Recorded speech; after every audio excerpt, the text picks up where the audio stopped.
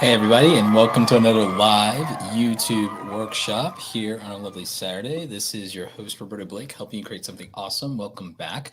Today we have an exciting video live stream for you. This is going to be a subscribers only live stream. Also, shout out and thank you to everybody watching the replay here. We're also going to be broadcasting this multi-platform. So we're actually going to be doing that with help from our good friends over at StreamYard. And so StreamYard is the best overall live streaming solution for multi-streaming. If you want to stream on YouTube, Twitter, Facebook, and LinkedIn Live all at the same time. And that's what we're doing today. So again, shout out and thank you to StreamYard for sponsoring today's video. Also, we're going to be deep diving into YouTube analytics to help you with topics and titles that get views. And we're going to give you real details. I'm going to show you some real information on that, as well as a bunch of great data. So you guys are really in for a treat. I love just playing with the soundboard there. So we're going to be doing that, but I just want to do a little bit of housekeeping. I want to say thank you to all the moderators for their help with this. I really feel like this is like a super important topic, and we're going to definitely probably need some help for this one from the moderation team. So shout out and thank you to all of them. And also, like I said, our good friends over at Tubebuddy are going to be helping us out on this stream because I use them as my primary tool for keyword research and SEO. And so I'm not only going to show you the YouTube analytics and dashboard, I'm going to be showing you how I use that as an effective tool in order to make all of this work. So that's something we're definitely going to be doing. And yeah, I mean, I guess that's pretty much all of the housekeeping stuff. So like I said, thank you to our sponsors. Links are in the description for both TubeBuddy and StreamYard, and those have free versions available for all of you. And we're going to also be taking your super chat questions. So if you have very specific questions, we're going to do some questions directly from the chat. But at the same time, we're also going to make sure that what we're doing is we are honoring the super chats, and they're going to be given priority.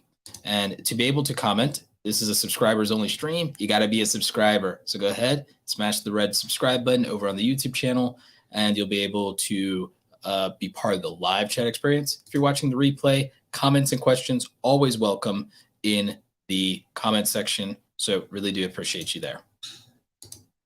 All right, so with all the housekeeping out of the way, let me go ahead and put on a little bit of our wonderful copyright-free background music for you.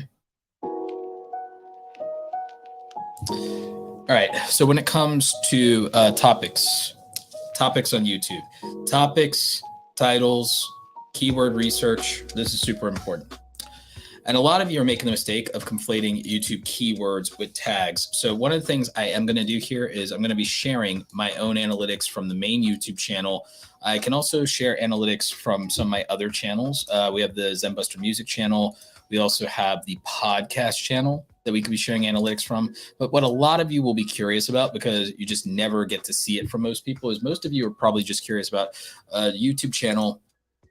It has 500,000 subscribers, because big channels like this, you know, tend to not necessarily share their data. And so what I want to do here is I want to explain some key things about YouTube analytics, because the most important things are once you get past the overview, which is fine for just giving you a general overview of your channel's performance. You can see things like, you know, some basic information about your revenue. You can see, you know, watch time, subscribers. Those are basic things. But the real thing that people don't understand is how to read YouTube's analytics properly when it comes to these other main tabs of reach, engagement, and audience. Again, later I could probably talk a little bit about revenue, but it's not really as important for our conversation here. And so this one is just something super important. The most valuable information probably for most of you exists in these panels here. And by the way, for everybody in the live chat, how's my audio coming in? Is my audio okay for you guys? Is my audio coming in good? No buzzing, no static, nothing like that for y'all? Is it coming in good? All right, looks like it's coming in good.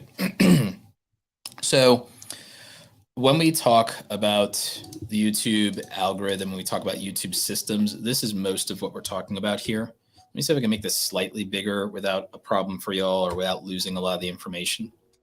Yeah, I think this is probably good for you guys. This looking good? All right. So the most important things for most of you to understand is to learn about YouTube's traffic sources and also how to read this funnel. This funnel on the right hand, which is in the Reach tab in YouTube Analytics, is probably one of the most important things that you could know about, both for your channel and for individual videos. And I want to stress that again, both for your channel and for individual videos. That's how important this is.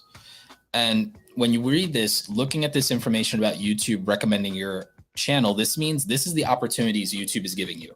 So y'all, if your impressions bar here doesn't basically say 0, you cannot say that YouTube is not promoting your content and YouTube's not pushing your content, and that YouTube is suppressing you as a small channel, and that YouTube is not giving you opportunities. You cannot say that without lying if this number is not 0 or pretty close to it or really low. If this number is a couple 100,000 or a couple of million or even tens of thousands in terms of impressions, this is the opportunity that YouTube is giving you. This is the opportunity that YouTube is giving you. And YouTube is telling you the secrets of the YouTube algorithm right here. Everyone says that it's some great big mystery and that, oh, it's a black box. It's really not a black box if we're keeping it 100. If we are keeping it 100, YouTube is not some black box. They're telling you. So they're telling you that you're getting impressions, click-through rates on the impressions, aka the opportunities. You're getting a percentage of that. That's translating to views, and YouTube is measuring the average view duration of those views, and it's also looking at the overall watch time you produced, which means at the bottom of the funnel, if you guys have ever looked at a sales funnel, opportunities, how many leads did we generate? This is how many leads we generated. Okay. How many of those leads closed and convert into sales and customers? Okay. And then how much money did those customers generate in revenue for us? Oh, well, that was our goal. Because if we're doing a business, let's be real, our goal is to make money. Well, YouTube, if you're a YouTuber, you're producing watch time for YouTube is basically the same thing as you producing dollars for a company in terms of what our goals here are. Yeah, YouTube wants you to make money, but they're also measuring your value clearly in the watch time relative to the opportunity that you were given. Just like how, hey, I sent 100 customers your way. How many of them did you close? Oh, well, okay, you closed 2 customers or you closed a certain percentage of your customers. Well, out of all those sales and all those units, well, how much money did that generate? Okay, and that's how we would grade and evaluate you in a business, right? Is everyone following along so far? Class, are you following along so far, class? Yeah, Professor Roberto here. Is the class following along? Do you guys get it? So YouTube algorithm, as far as all of you concerned, it's not a secret. Now, okay, well, Roberto, how do I get more impressions? Well, you can increase the chance of YouTube suggesting your content by increasing your click-through rate and your watch time on your videos. So, oh, wait, you mean YouTube will recommend my content based on how well it performs and how an audience responds to it? I would have never guessed. I'm shocked. I would have never guessed that. So yeah, no, YouTube is a performance game. You make content. It's given an opportunity to perform in the market. And if it performs well, you're rewarded accordingly. And that's down to viewer response, which means it's down to click-through rates. It's down to, will I click on and watch this video? Will I click on and watch this video? It is really down to that. Primary example, you all are here because of the topic, the title, the thumbnail, to some extent, the timing, because you're available today. And that's that. And that's that. So that's why you're here watching in a live stream or you're watching the replay. And this is not just about SEO and search engine optimization. This is just about the opportunity of, if you see this in your homepage, if you see this on Facebook, if you see this on YouTube, if you see this in your Twitter feed, if you got a notification, regardless of how you got the opportunity to watch this, if you're watching this, then it's because you decided that this is something relevant to you and this is something you want to give your attention to. So you have to know your audience and you have to pick a topic that they care about so that when YouTube gives you impressions, people will click on those topics. And the thumbnail means that you'll get their attention so that they can see it. So you have visibility on that. And then you have to impress them enough and you have to keep them watching past the first 8 to 30 seconds so that they don't drop off. And then you have to ultimately keep doing that and generating some watch time. Now, what we can do is we can actually see this not only at a channel level, we can see this at a video level when we talk about high performing videos. This is helping us from a channel standpoint of I have what's called a balanced YouTube channel. So I get views from the browse features, which is mostly the YouTube homepage. I get it from the suggested videos and I get it from YouTube search, and it's pretty balanced here over the last 28 days. If we look at what it was like in 2021, the entire year of 2021, balanced. This is a balanced channel. My performance isn't so bad.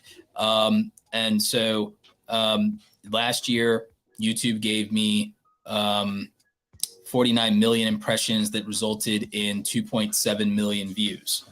Okay, which is not terrible. That's not some bad outcome, to be honest with you.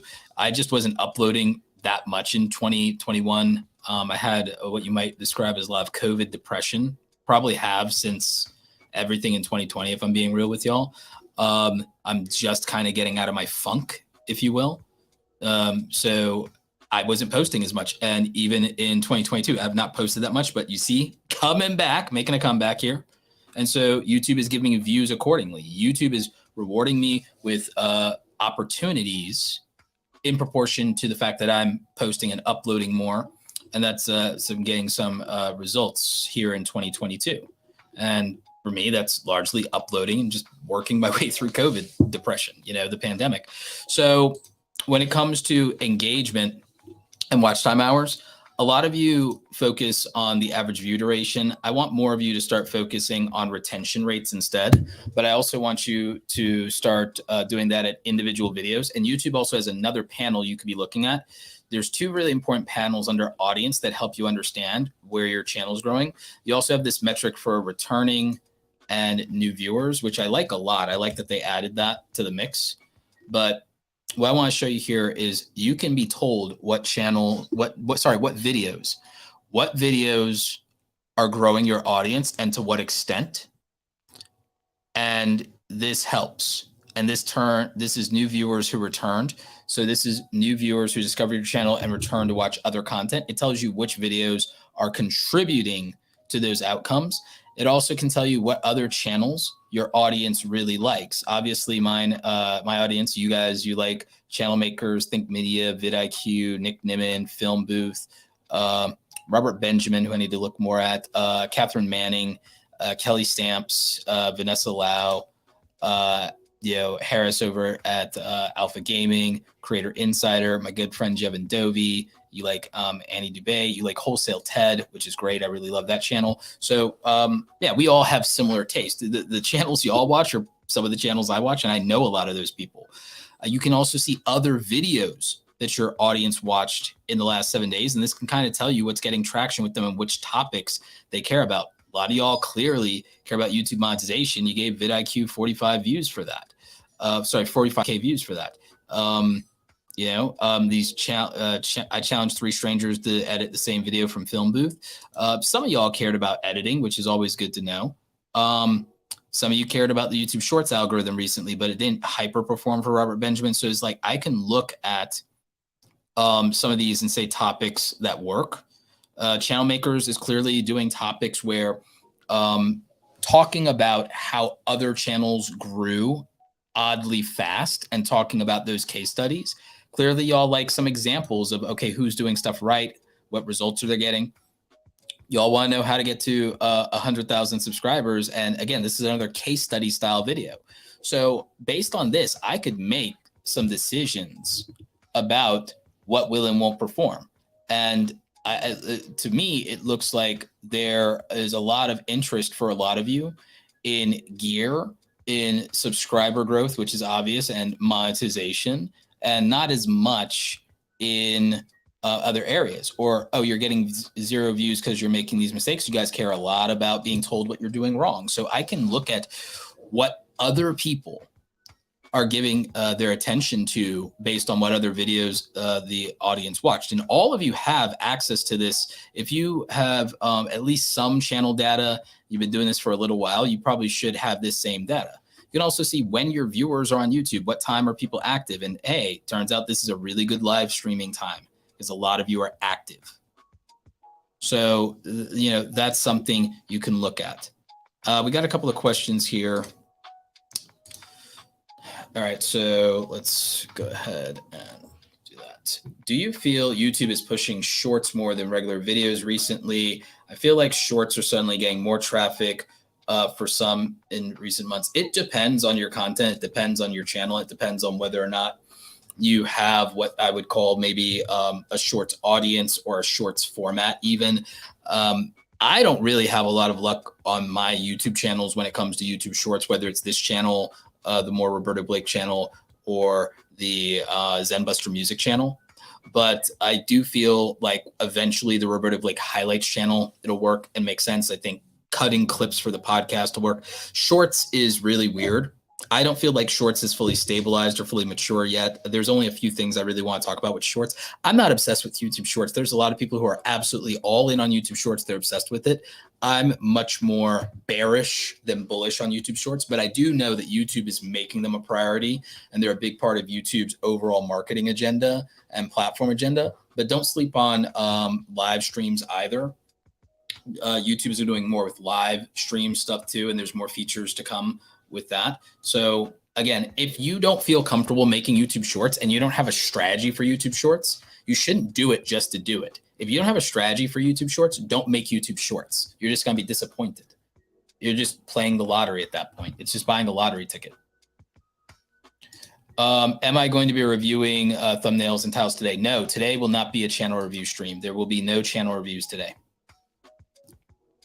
But we will have members only call-ins, and I will prioritize any questions that are super chats. So if there are any questions that are super chats, they will definitely get priority, and they are always appreciated. So again, looking at the analytics, I want to show you guys another thing here. The subscriber bell notifications don't really do what you think or would hope that they do. There's a market cap. Subscribers who have all notifications turned on. It's not that many for me.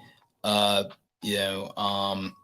notifications for your channel enable YouTube notifications. It's a very small percentage of my overall audience. It's theoretically higher than what YouTube's averages that they say are. If it was much higher, if it was at the end of 20 and 30%, I would feel confident about something like that. But I'm gonna really show you something here. Let's go into advanced mode, where almost none of you go. Let's go to traffic sources. I'm going to show you for this whole year what's been going on and how the channel is doing to give you context. So for the entire year of 2022 so far, we've got at least 3 months of 2022 really behind us. We've got at least maybe 100 days of 2022, right? So we've got 100 days of 2022. So browse features is almost 30%. Search is 23%. Suggested videos is 20%. External, 10%. Channel pages, 6%. Director unknown, 3%. And all the way down here, like we have shorts, which is nothing. We have, so there's very few things that are relevant. It's mostly these four for us. I really doubt for most of you that any of these other traffic sources would be relevant. Playlist is actually not doing bad. Here's the thing about browse features. Browse features includes quite a bit of things. Subscriptions is almost nothing. So the subscription feed did almost nothing for us at all. So the subscriptions and the notification bell did relatively nothing for us all year long, whereas the homepage did significant. And any of you can find this when it comes to your own content. With suggested videos, we can look through these, but I'll tell you a secret. Most of it is my own content, recommends my own content. And most people don't realize when they say, oh, suggested video views, suggested video views, most of it will be your own inventory that does the most to help recommend you. And then you can take note when it's not, but it will mostly be your own inventory that you get the most benefit and the most value from. Because as you can see here, there's almost not a single, there's a handful of videos. And they do add up when it gets, like when you have several hundred or several thousand videos from other people that trickle in a few hundred views here or there, it does add up and it is appreciated. But a lot of you are more worried about showing up next to like PewDiePie or Mr. Beast videos. There's very little chance that someone goes from watching a content creator with 10 million subscribers to watching your video. And that might sound cold or harsh or elitist, but I want you to ask yourself, as nice as that would be for you, get out of fantasy mode for a minute. Would you really, honestly, do you really think that most YouTubers, they're smaller YouTubers that are under 50,000 subscribers, are going to make a topic, title, and thumbnail that you're going to watch right after you watch Mr. Beast, PewDiePie, MKBHD? The answer is probably not so much. It's going to be a negligible amount. So being suggested next to a big YouTuber, as flattering as that would probably be for y'all to get even a few views off of that, it's unlikely to do anything to grow your channel because it's not a reasonable viewer behavior to expect. Now, again, if you think you could make something that's relevant in that way, then by all means, because here's where that would be true. That would be true if you were making commentary videos. That could be true if you're making reaction videos. That could be true. If you're making commentary videos, T-channel videos, or reaction videos, or if you're rating or ranking YouTubers for some reason, then maybe that would work. Other than that, the odds are not very likely. Your best odds are to get attention from the YouTube homepage by making a title, topic, thumbnail that reaches a specific audience or a broad audience. And then other than that, it's search. And then you'll be able to see which search topics produce the most views for you based on search. And lo and behold, a lot of you would assume that it would be how to grow on YouTube for me. It's not even close. It's mostly how to make money online. And then after that, oddly enough, it's a bunch of tutorial and video editing stuff, creative jobs, this, that, next, and third. So like out of my top 20, out of my top 50 results, a lot of it is tutorial based, which means it'd actually be really good for me to make more tutorials about adjusting the audio for your videos. It'd be good for me to make more tutorials for Adobe Premiere Pro, since I did a poll on my community tab and the far majority of y'all use Adobe Premiere Pro and Final Cut Pro. If I did tutorials on that, that would do really good on my channel forever. And again, there's a lot of things here: creative careers, jobs that pay well, make money online, how to add music in Premiere Pro. So I could literally just use search and I could say, well, okay, now that I've researched these, I could go into Tubebuddy and I could then figure out, well, how many people search for something like that? So there's a lot we can actually do. So when you look at the channel sources, you could look at these things. Again, suggested videos is like, it's very hard to target for that. And the best thing that's ever worked out for me is that my own videos recommend my own videos and create binge watching behavior. And that helps. And click-through rates are not all even, by the way, because look at this. My best click-through rates are, lo and behold, search, and a really good chunk of watch time results from that. And I bet you that now, interestingly, because people get recommended my own videos from me, that's where my average view duration performance does better with those viewers because they're already used to me. So if you start to study YouTube analytics this way, and you start thinking about your topics and your titles differently based on how these traffic sources work and start to think about it from that point of view, things are definitely going to go better. And in a minute here, I'm going to show you, I'm going to show you what happens with that in terms of individual videos and individual video performance and teach you how to read that. But I want to take some questions from the chat. Remember, super chats will get preference here. And yes, you will have access to the replay of this video later. So Tiny Players says, Roberto, I have a question. What's your recommendation on how to use the new research tool that I've just found out I've got and how to use it to max capacity. So that tool needs to be out a little bit longer, and I need access to that tool. I can probably talk to my contact because I don't think I have that tool in my dashboard just yet, to be honest with you. So since I don't have that tool in my dashboard, I can't really do a ton of commentary on it. But once I do, I'll actually do a tutorial on how to use it, and I'll do some breakdowns on making the most of it. Chris D says, I have a high rate of retention and a great click-through rate, but I still can't seem to grow anymore. I have no idea how to fix this. So the thing is, I don't know what you think a great click-through rate or retention rate is, and I don't know what your niche and your channel topics are, because the thing is, people make the mistake of not realizing individual topics have a different market cap. Individual topics have a different market cap. So what do I mean by individual topics have a different market cap? If I go and I look at my videos, how to start a successful YouTube channel, there's more people for that than there is for a video about sponsorships. The market is huge for starting a YouTube channel, and it's smaller for sponsorships. Not every video is equal just because of how your other videos performed. A lot of you are focusing way too much on, oh, if my last video did well, my next video should do well. That's not true. That's superstition. YouTubers are mad superstitious about, oh, if my last video did bad, then my next video will also do bad. YouTubers are just superstitious as hell. And what do I mean by that? When you go to my channel, let's look at my channel. There's no way that just because a previous video did well does not mean the video after it does well. Primary example. Watch this. 90,000 views. Next video is 10K views. Video before that is 13K views. Video before that is 47 views. Video before that is 28. Video before that's a live stream, so it doesn't count. Video before that's a live stream, so it doesn't count. Let's go to non-live stream videos. Oh, looky here. Video performed, video didn't perform. Video performed, video also performed, so on and so forth.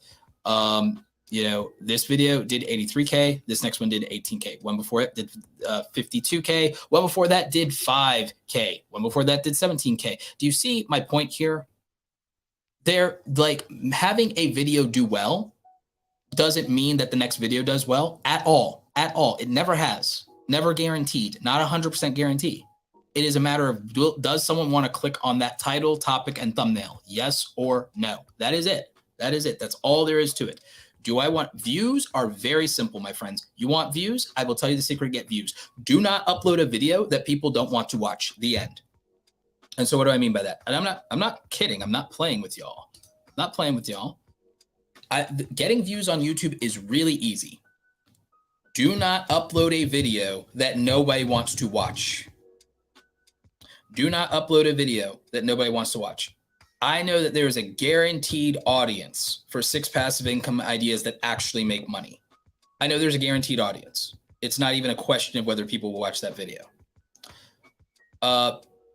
My top 15 tips for new YouTubers, and the thumbnail is me holding a silver play button. There's a guaranteed audience.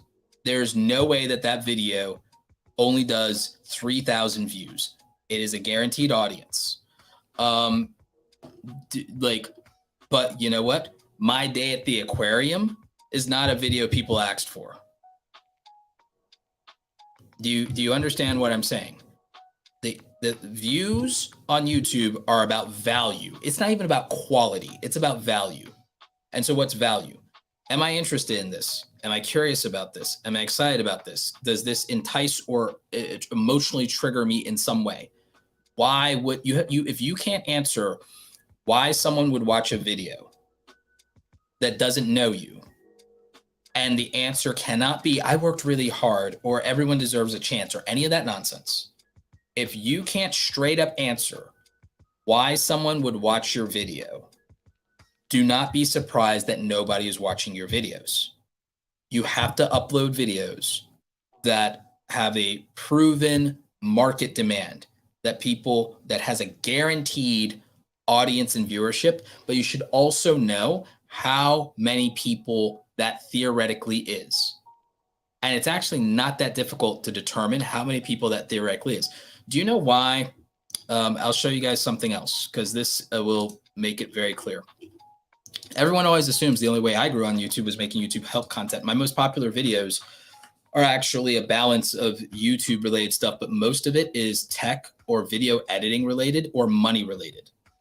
And here's the example. My top 5 videos of all time are passive income, 10 YouTube problems, how to add background music in Premiere Pro, the Microsoft Surface Studio hands-on review, and 5 businesses you can start from home. Only 1 video out of 5 has anything to do with YouTube, and 2 of them are tech, and 1 of them is money, 1 is hardware, 1 is software. And then out of my top 10, yes, out of my top 10, 4 of them are YouTube related. But what are the rest? A tutorial for using software and a hardware buyer's guide for laptops for video editing. And then what's the next batch of 5? Well, yeah, 2 of them are YouTube, 1 of them is money, and another 1 of them is a laptop, and another 1 of them is a video editing tutorial. And it just kind of goes on like this, which is why, again, if you really look at it, I can establish the patterns of what has guaranteed viewership because I have roughly almost 100 videos with 100,000 views, which means just from my own data, I could do research in Tubebuddy and I could find out across the entire internet how many people search for things, but I could just look at the top 20 or 30 performers of all time for my own channel. And I can say this, there's a guaranteed audience for video editing tutorials and video editing laptop advice because those are very important product purchases and more people are doing video editing. So there's a guaranteed audience for that. There will always be a guaranteed audience for making money online from people who've actually done it. And in my case, I have a reputation for transparency. Podcasting is popping now more than ever. And I have a monetized podcast channel on YouTube, and I'm also in every other platform. So I have credibility there. But I also have literally a video that says, if I make content about podcasts, there's a theoretical audience of 100,000 people. If I do, content on affiliate marketing, I know there's a theoretical audience for that and for the passive income side. So and obviously YouTube growth. So I already know that there are roughly 12 topics that I know that I can absolutely guarantee an audience for. So what are the 12 topics I can guarantee an audience for? I can guarantee an audience if it comes to the phrase small YouTuber. I can guarantee an audience if it comes to the topic of passive income. I can guarantee an audience if the topic is video editing. I can guarantee an audience if it is Adobe software. I can guarantee an audience for video editing laptops. I can guarantee an audience when it comes to Adobe Premiere Pro specifically. I can guarantee an audience when it comes to video editing software. I can guarantee an audience when it comes to quote unquote make money online. I can guarantee that one. I can guarantee an audience when it comes to affiliate marketing. I can guarantee an audience when it comes to podcasting. I can guarantee an audience when it comes to starting a YouTube channel, and I can guarantee an audience when it comes to getting 100,000 subscribers on YouTube. So I know that I have 12 different topics specifically where I have a guaranteed audience and where I can prove the data and I can prove the numbers. I think everybody probably has some way to determine what content in the niche that they're in the things they are capable of making, what represents a guaranteed audience. So let's see. Her Healthy Home says her super chat wasn't long enough, but she has the question in the comments. So I'll try and see if I can dig up the question here. Let's see. Her Healthy Home, so off topic. I just found out 2 of my books are Amazon Kindle bestsellers. Any ways you suggest I leverage this other than adding that title to my name? Okay. So this is not relevant to this particular live stream, but I'll answer this anyway since you were gracious enough to do a super chat. The thing that I would do is, since you're Amazon Kindle bestsellers, you can use best-selling author in every piece of your marketing material forever, whether that's the about section of your YouTube channel, whether it's your Twitter or Instagram bio. I would also consider trying to do a local book signing off of that. And I would also, this is where this is relevant to YouTube. You can actually start thinking about and researching the keywords around best-selling author and see if being able to include that in the context of some of the things you're saying for credibility's sake gets you more traction. You also can leverage this because even if it's not on YouTube per se, the keywords in SEO around best-selling author matter. So I would do it in all your social media, but I would also consider whether or not you want to do some content in one of your platforms where you actually talk about your self-publishing journey and the fact that you were able to be a bestseller. And there might be traffic and content opportunities and traffic for your other things if you can prove the credibility and social proof. So that's my answer. Is it worth it to replace old thumbnails with better thumbnails? Actually, that is a perfect segue into our sponsor, Tubebuddy. And they are the best when it comes to this and it comes to A/B testing thumbnails. So what I can do is I will bring up a A/B test I did for my thumbnails with Tubebuddy. Let me pull that screen and get that information. So I did an A/B test recently. I think if you guys were on last week's workshop live stream that you saw this. Give me a second.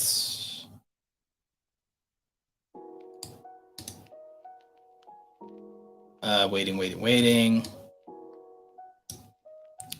So I'm waiting for the browser to refresh with the Tubebuddy information here. A/B testing. Here we go. So A/B testing with Tubebuddy. So like A/B testing can produce tremendous results. And so I've done A/B tests that have been 9% higher, 14% higher, 19% higher, 14% higher. Let's use this recent one. So I was mostly testing the difference of, hey, which one of these thumbnail variations performs better on color? Not even on title, just on color. Literally just a color change. I wanted to literally see if I could improve the click-through rate just with a color change. And guess what the results were? Outperformed the original by 14%. Outperformed the original by 14%. So what happened when it comes to doing this test?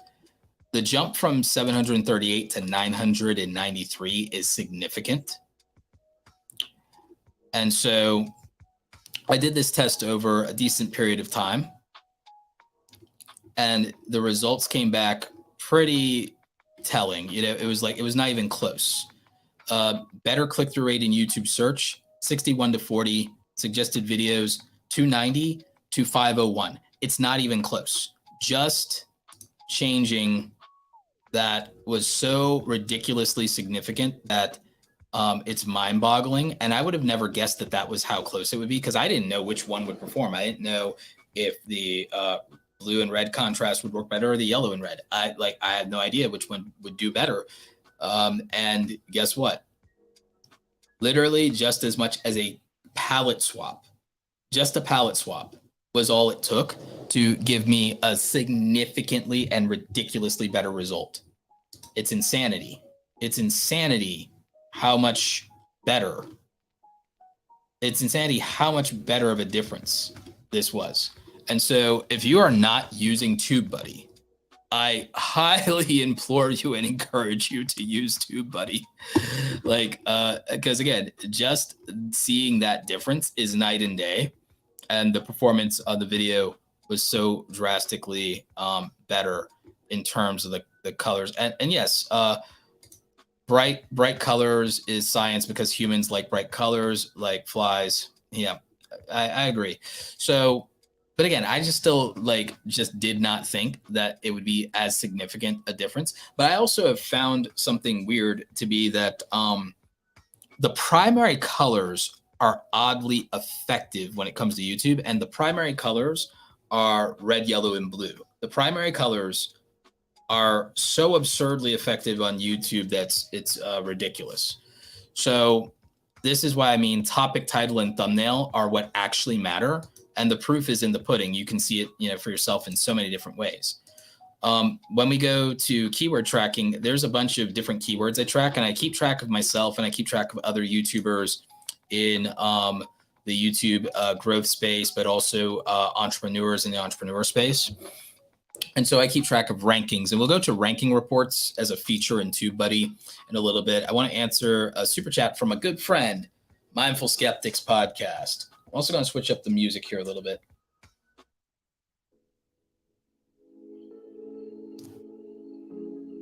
So, is it a good idea to start a YouTube channel along with IG, TikTok, and other platforms simultaneously for my laser engraving startup business, or just focus on growing one platform at a time? So, if I have a business, I'm grabbing all of the names, I'm grabbing my name in every platform for my business. If I have a business, I grab every name, right? So that's the first thing I do. And then in the case of this particular business, I like that laser engraving is actually a really good business, to be honest with you. It's actually something that can do very well. A lot of people do keepsakes, gifts. It's really great for holidays, Mother's Day especially. So what I'd be doing is advertising in TikTok is underpriced. Advertising is underpriced in TikTok. So I might be running ads, especially knowing when Mother's Day is coming up, I'd be running ads in TikTok. I wouldn't worry as much about the organic growth of that as a business. I'd be running ads in TikTok for my business. I'd be running ads in Instagram for my business. And then if I'm doing a YouTube channel and I happen to have a laser engraving shop, I'd just be talking to people about business, customer service, getting started, what doing this is like, and just, kind of almost hero content like that could just be oh, people are interested. And then they might even put in orders remotely if I build a fan base like that, just by, being approachable, hey, everyday business person behind the scenes, so that's how I would do for a laser engraving business. For something like that, I definitely would have the other platforms, but I would be using them to run disproportionately cheap ads, especially during holidays, Mother's Day, Father's Day, graduation. I would really be timing the market around those things and running those a couple of weeks out from that. And I'd have a calendar of what holidays and events and things and so on and so forth. And I'd be kind of building out an advertising calendar instead of a content calendar when it comes to those other platforms. So.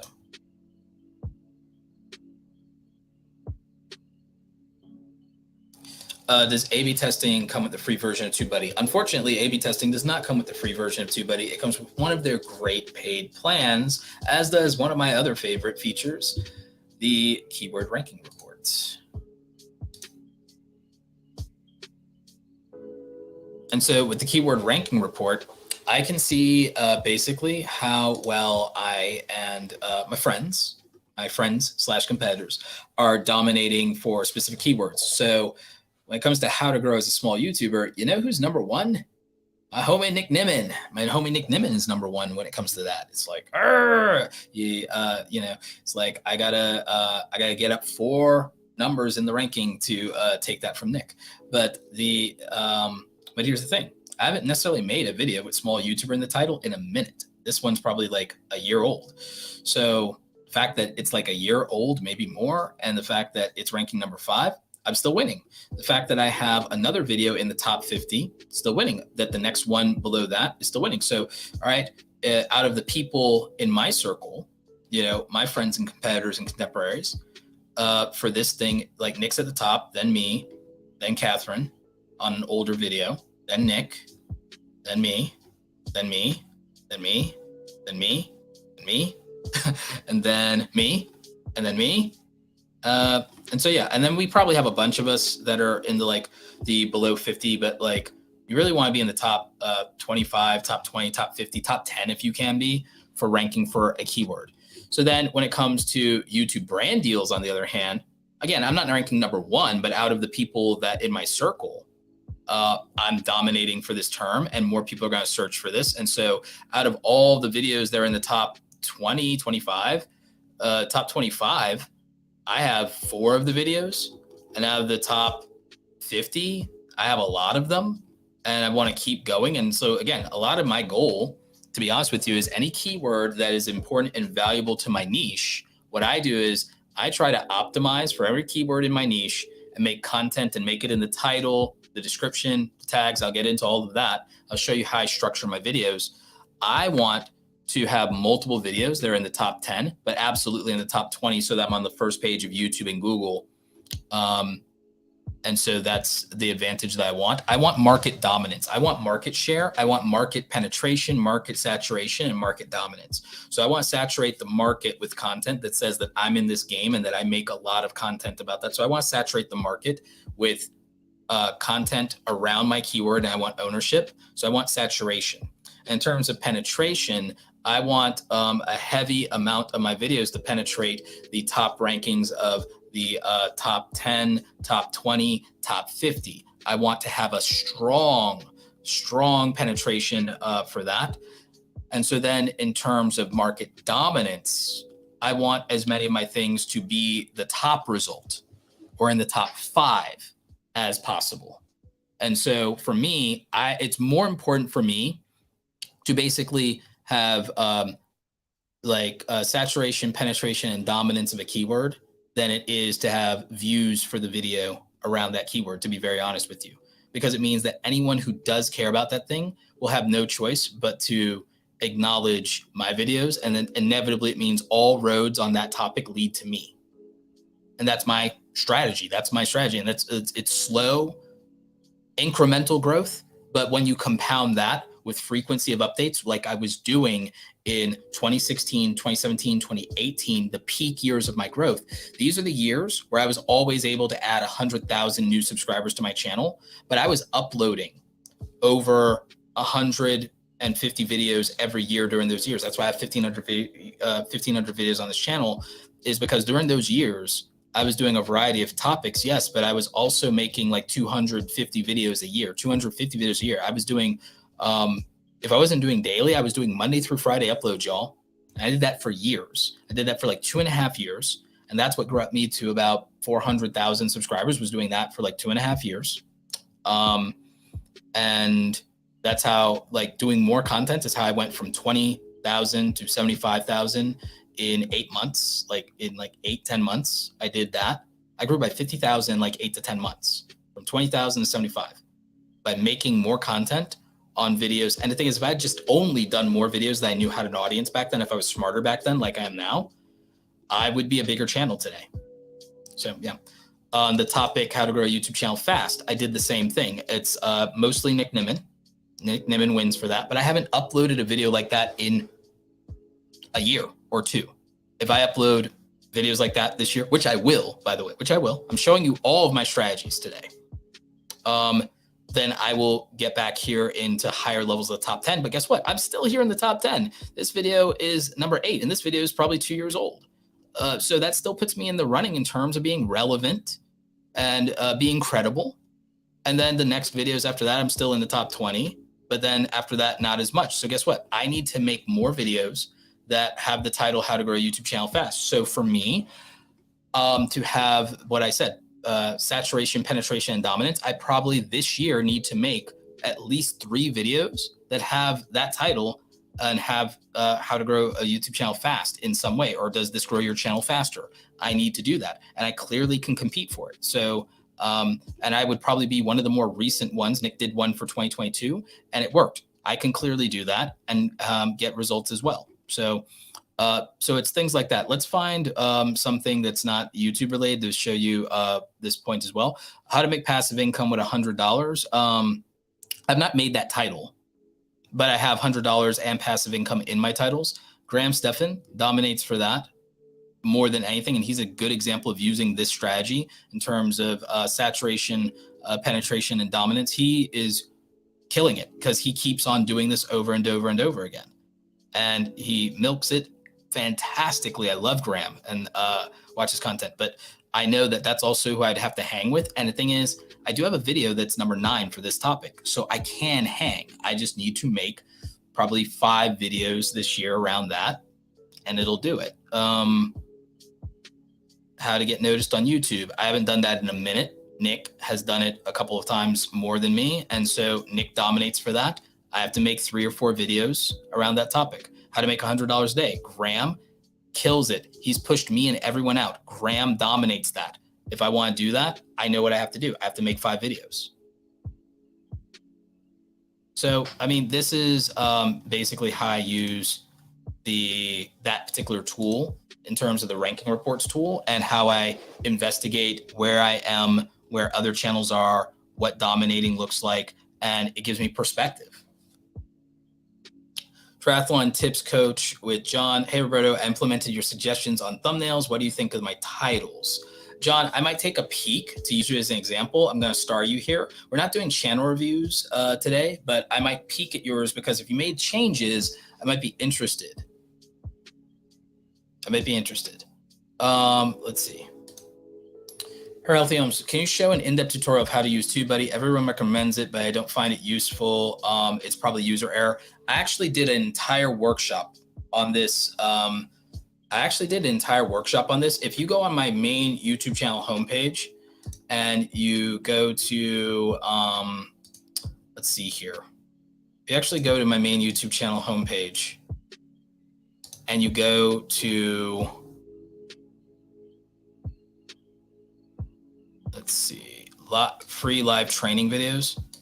I actually believe that I did an entire, somewhere in this playlist, I did an entire video specifically on using Tubebuddy and doing this. Let's see, YouTube SEO, keyword research, and video ranking deep dive. Yeah, I actually did that.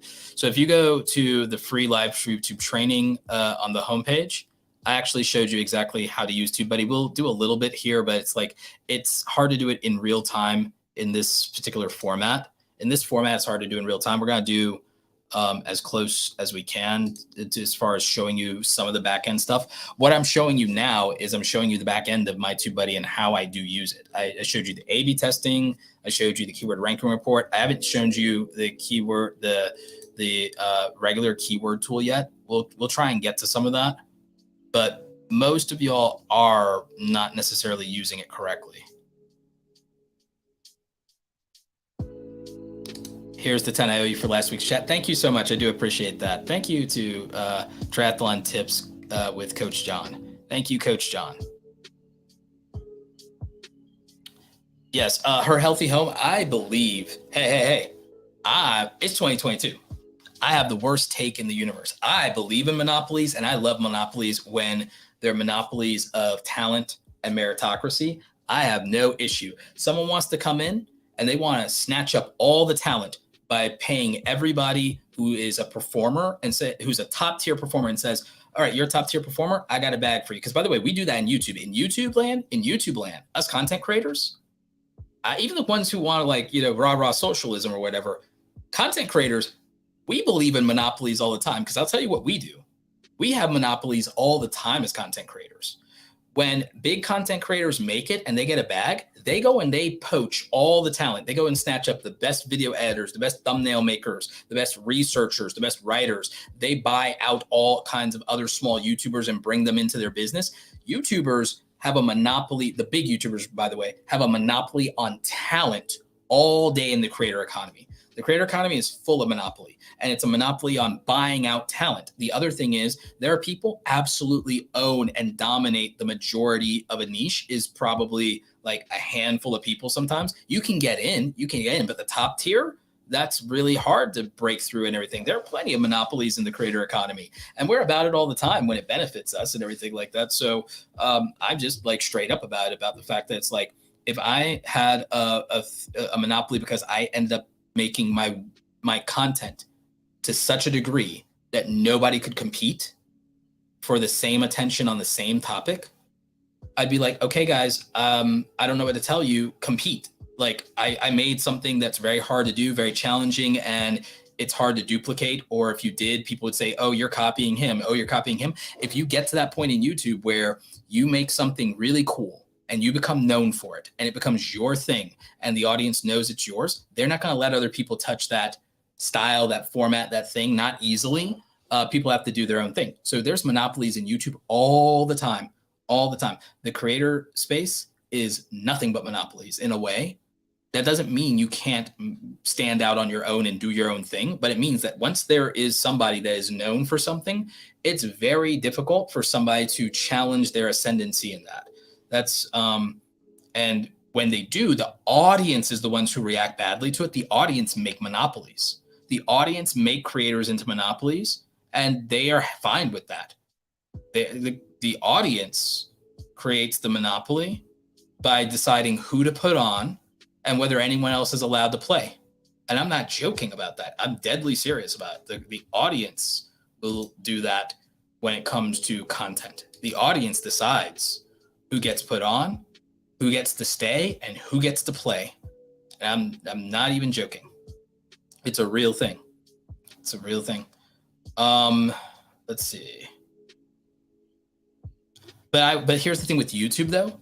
With YouTube, though, you could argue it's a monopoly of merit or meritocracy. It's a meritocracy-based monopoly. If you think about when a YouTuber decides that they're going to become the daily channel for something, it's very hard for people to do. So you can't say that it's not merit-based. Or when a YouTube channel decides that they're going to make over-the-top content, it's merit-based. You can't really argue with it. It is what it is. So they deserve their crown when they do it. When a creator dominates a field, a lot of times their monopoly and dominance is well deserved, and you just have to give them their crown and give them their coins. It is what it is, because it's very competitive. It's very difficult. It's very challenging to play the game that way. Like, there's very few people who can do what a lot of the top creators do in any given niche, and they make sure that but that's because they're also investing into their channels too. And they're investing into their team, and they're investing into their tools and their systems and things of that nature. Tiny Player says, Roberto, question, why can a simple niche video be more popular than a complex video? Because being clear is more important than being clever. Being clear is more important than being clever. You make a fancy name that people can't speak, pronounce, say, spell. Being clever didn't help you. Being unique didn't help you. Being artistic didn't help you, because now they can't spell your name. They can't pronounce your name. They can't recommend you. Word of mouth has no benefit. So guess what? So now all of a sudden that thing doesn't work. Making something clear and obvious and easy to understand wins. I'll tell you a secret. I'll tell you a secret about Mr. Beast. Everybody want a secret about Mr. Beast? So Mr. Beast makes extraordinarily simple titles. And so if I go to a readability score, right? If I pull up a readability score test, and I'll show you what I mean. So you know how it's like, hey, are you smarter than a fifth grader? So like there's things like you can do readability test, right? If I go to YouTube and I go Mr. Beast, and I just like pick if I pick a Mr. Beast title, the reading level that someone, right, the readability for, we don't want my description, we want Mr. Beast title. Copy, paste, watch this. So calculate readability. This is a secret that a lot of people don't know and don't use.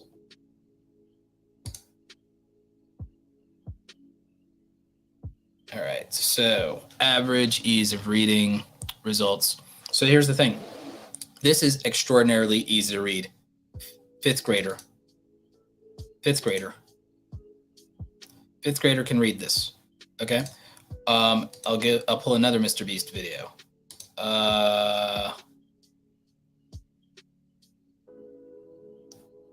World's most dangerous escape room.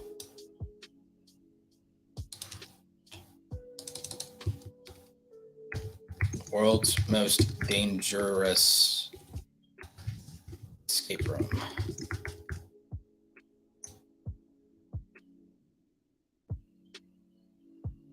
Again, Readability score, 5th grade reading level.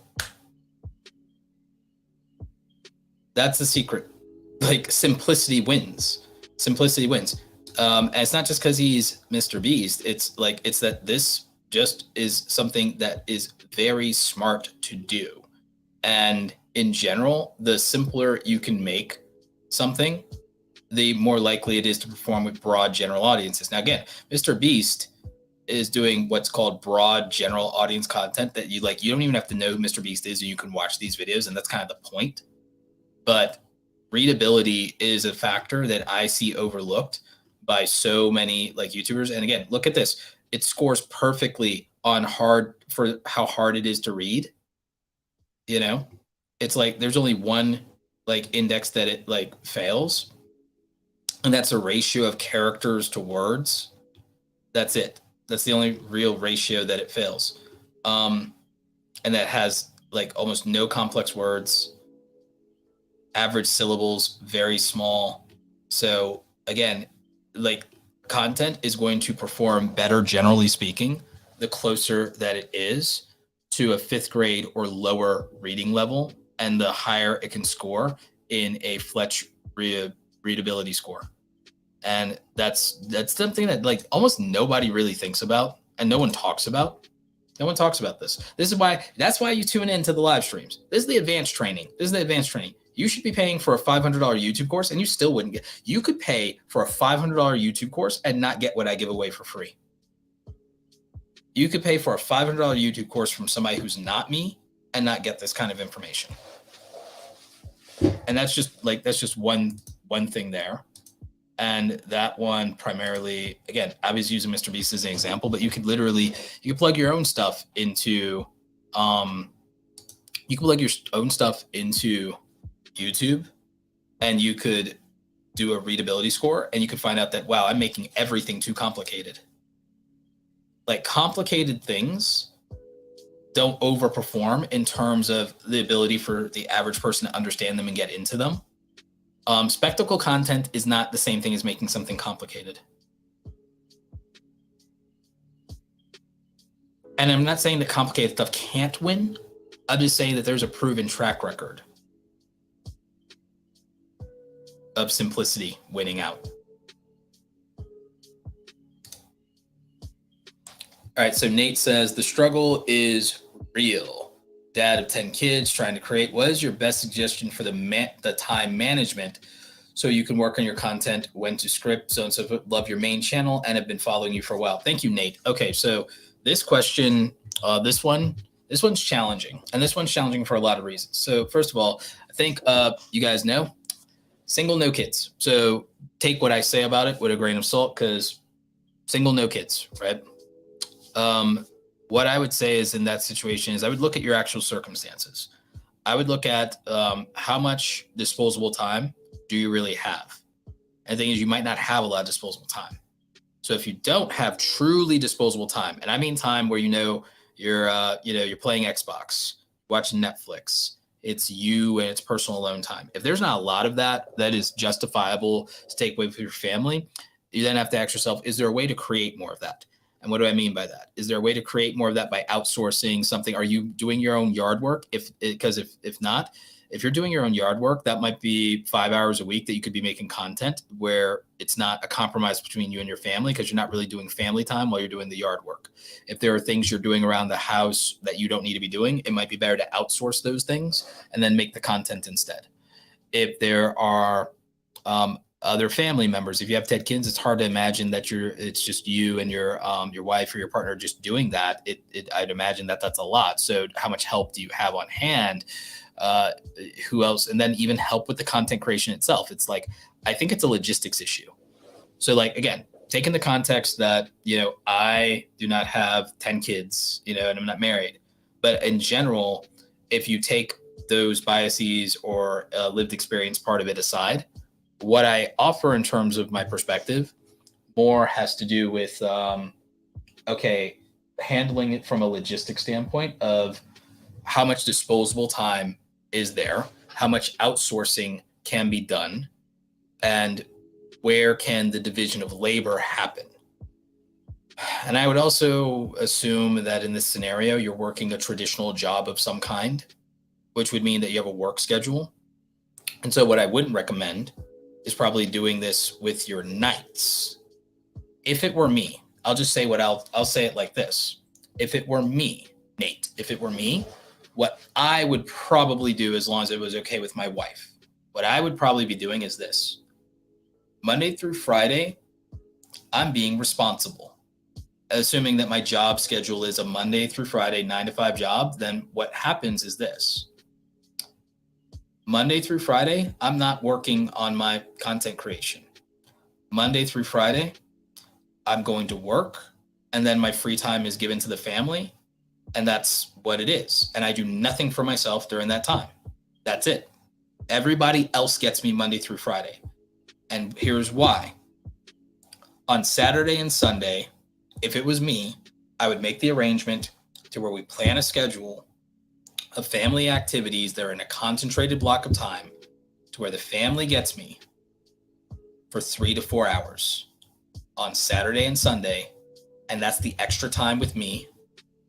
And then I get to give 6 to 8 hours on Saturday and Sunday to building my dreams, building my content, doing my thing, and 8 hours of sleep. Because there's 24 hours in a day. So the way that I'm going to allocate those 24 hours, if it's me in this situation, is I'm going to figure out how to sleep 8 to 10 hours to make up for Monday through Friday. And I'm going to give like somewhere between 3 to maybe 5 hours on Saturday and Sunday to family time. And then I disappear outside those 3 to 5 hours that are scheduled. The rest of that time, I'm going to work a full day's 8-hour shift on building my dreams, because I'm going to do an 8-hour shift at work. I'm going to sleep 8 hours Monday through Friday, and then I'm going to give all the rest of my time Monday through Friday to my family. And so on the weekends, when I'm not giving 8 hours to the employer, I'm giving 8 hours to my career as a content creator, the same way I did to an employer. So I would move to a 7-day-a-week schedule. Some people think this is unhealthy. This is what I would do. This is not what everybody should do. This may not even be what you should do, Nate. I would be moving myself to a 7-day-a-week schedule, knowing that I have an exit ramp of 3 to 5 years of doing that. And I would move to a 7-day-a-week schedule. Monday through Friday, I'm at my job. And Monday through Friday, when I'm not at my job, I'm with my family. And I do no side hustle. I don't even do any hobbies. Family gets me. And then on Saturday and Sunday, the family gets me half time, 4, maybe 6 hours. I get 8 to 10 hours of sleep. And then I work for 8 hours on my career in terms of being a content creator. And again, I know some of you won't agree with me. I know that's fine. I'm just telling you how I would do it. And my exit ramp for doing that is 3 to 5 years, because I think that's as long as I could probably make that work. And if I haven't figured out how to make that full time by then, it may not be a good idea to keep trying. And that's about as long as I could see that being sustainable. And that's my take, Nate. I mean, I don't know if it's a great option, but that's the best I can do. Because I don't know enough about your situation to give any other advice than that. Again, I know everyone won't agree with that, but everybody else can do what they want or do what they think is best. I'm just telling you what I would do. I can't guarantee that'd be a great idea either, or that'd be fun.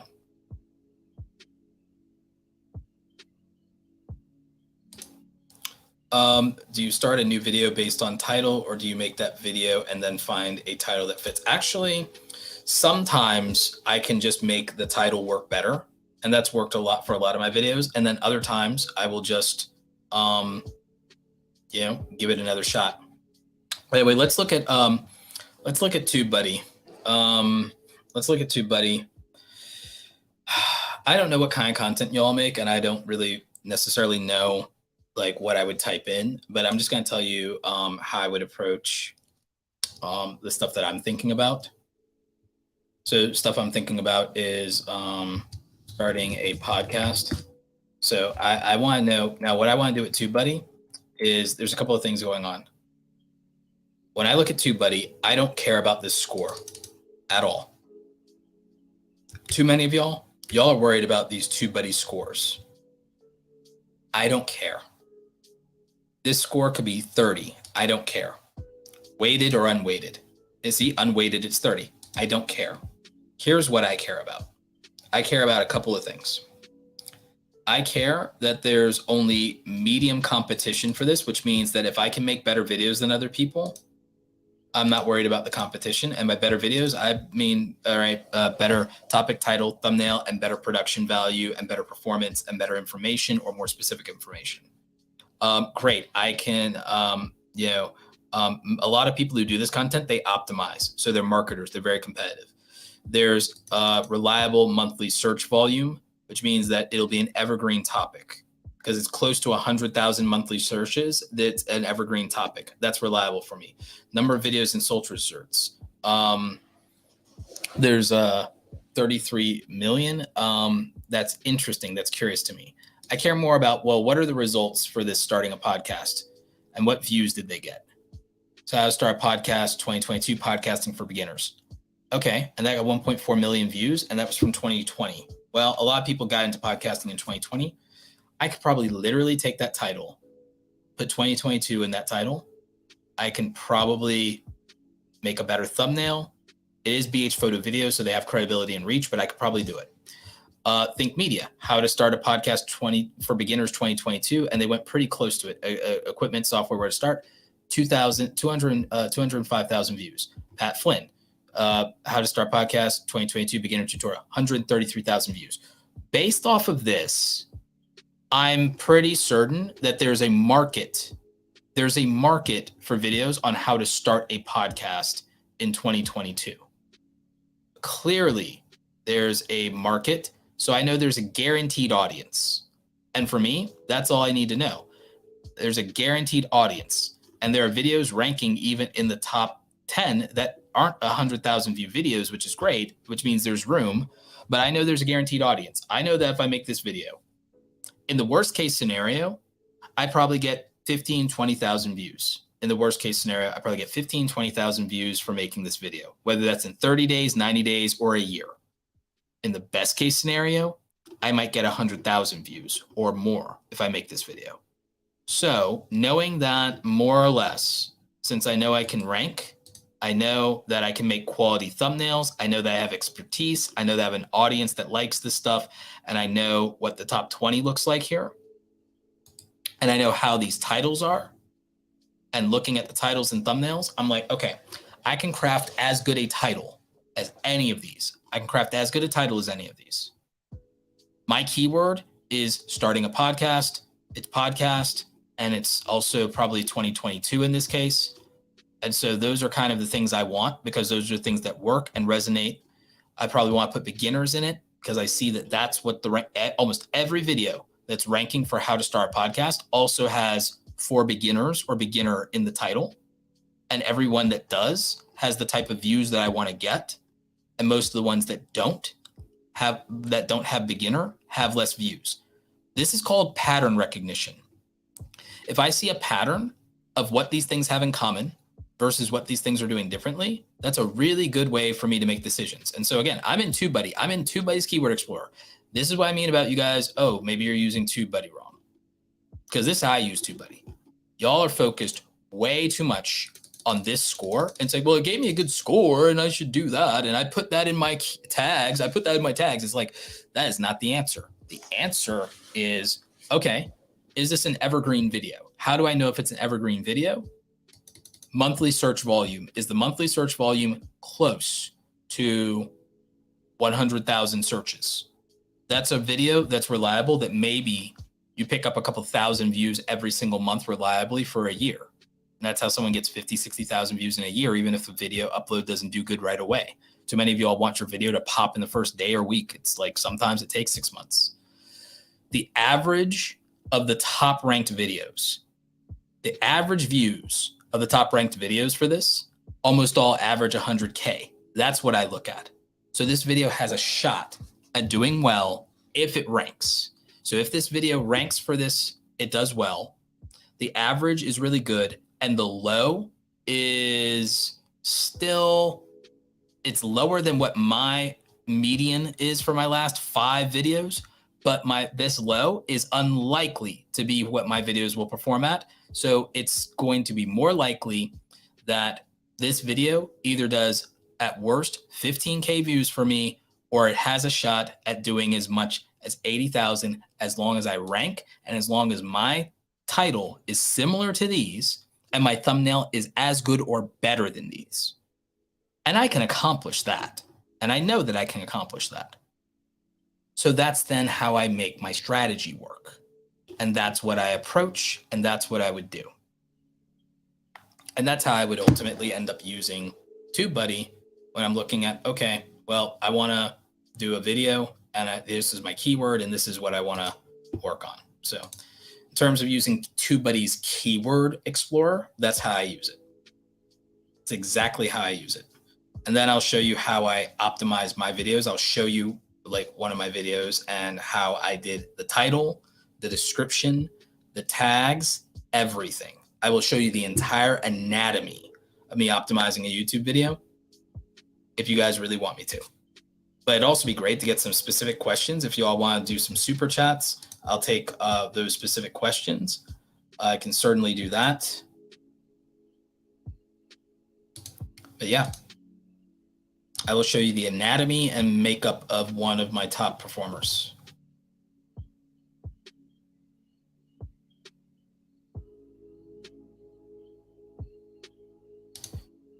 Summit the Dragon says, I'm actually building a fandom around a story I'm writing. How can I get views on my homepage? For you, a lot of it is going to be, it's going to be being more clever. I don't know what story you're writing. I can't really give you much advice on it, but the thumbnails need to be damn good, my friend. The thumbnails need to be really good. If you're making original content, like you're making original animated characters, or you're doing a narrative story, it's great to promote that on YouTube. I can't tell you without reading your story what to do about it, because I have no idea who the audience is, what the genre is, what your direction is. So I can't give you any advice. That's what coaching's for. I can't give you advice. That's what coaching's for, because I don't know your story. I can't market or tell you a strategy for a story I haven't read, or that I don't know anything about, or that I don't have a synopsis of. And it's not a live stream conversation with me shooting from the hip for 5 minutes. That's a coaching call. Because that's really hard and difficult to do, is narrative content. Narrative content and fictional narrative content is one of the most challenging things you could ever try to build an audience for. That's why a lot of people, when they want to do those things, they go to a media company, a publishing company that has a lot of resources and capital to do that, and they make a bet and it either plays or it doesn't, because it's very difficult.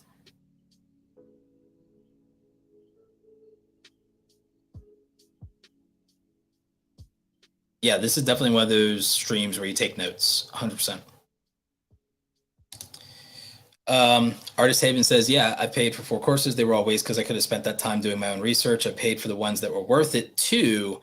So buy from the people who give first. 100%. I've done this whole spiel on like people being coachable, or how to qualify people who can teach well or whatever. And like I said, again, if you go through most of my YouTube content is better than most of the $500 courses. That's why I'm finally going to just start selling a course. I'm going to start selling courses because mine will be very good. And I'm not throwing anyone under the bus. There's some good courses out there. There's some great courses out there. There's some great coaches. But I think my course will be better because I actually do more one-on-one coaching than most people. And I've done more one-on-one coaching than most people. And that's different. And then 2, I'm willing to get very, very detailed and granular into analytics, tactics, strategy, and do things that are at least a little bit above basic. At least a little, because again, I think a lot of people are worried about saying more than basics. Because most people are bad at fundamentals. So the basics, even if you buy a course on YouTube basics, it could be worth it, because most people suck at fundamentals and they skip things and they don't do them in the right order. Getting the right information in the right order from somebody who knows what they're talking about is 100% worth it, because it's still cheaper than wasting your time. So I'm not knocking courses at all, or the people who sell them. And there are a lot of good courses out there, even if they're straight up nothing but beginner content that you could search for. You could search for a lot of misinformation too. It might be better to buy a course. It might be better to buy a book. I like the idea of buying 3 books and reading them cover to cover on a subject matter, because then I might actually be able to learn from somebody if I've read 3 books about it, because then I'm coachable, right? Just like back in school, I think that if you read at least 1 to 3 books on something, you might be capable of being taught, because someone's not wasting their time teaching you what the words mean, what the language, what the jargon is. and they're not teaching you the definitions of these different things. They're not teaching you basic principles. You have a starting point that makes you coachable. So, I mean, I think that that's important. Sweet Dude asks, Roberto, do unlisted videos play into the algorithm of a channel? Can I upload unlisted videos that gets no views? Does that hurt my channel? Unlisted and private videos have nothing to do with the algorithm.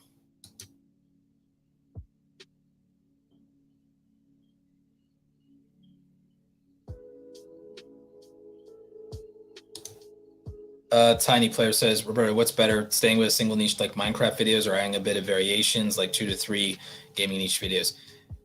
Minecraft has a community. If I was going to do Minecraft at all, I wouldn't part-time it. If I was going to do Minecraft, I would do Minecraft. I wouldn't try and mix and match with Minecraft stuff. I would do Minecraft if I'm doing Minecraft. I would do Roblox if I'm doing Roblox. Those are communities and niches that are very particular. And so I would really just do the one thing when it comes to that, because those communities are very particular, and I don't think that the audience will translate to the other things as well.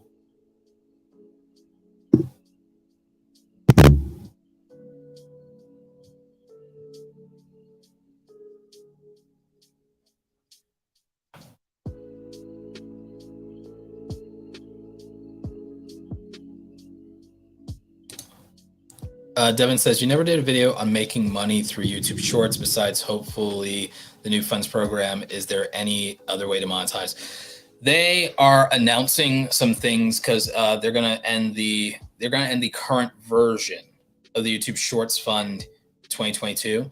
I haven't made that video yet because I think I need to put out the video about the YouTube Partner Program application process first.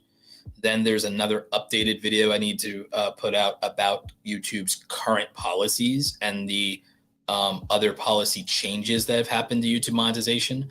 So there are two videos that are more important than me making a YouTube Shorts monetization video right now. And the reason that is, I'll get to it, but the reason is there's another rules update. There's another policy change. And then I also need to tell people about the application process, because a lot of people will screw up their odds of being approved for the application process if they get that wrong. So first, I have to make a video that tells people how to get through the application process and get approved and what to expect and how long it takes, so that people actually understand what's going to happen when they meet the goal and they can apply. And then the second thing I have to do first is here are the current policy changes, and I have to address the current policy changes again, because there's more now.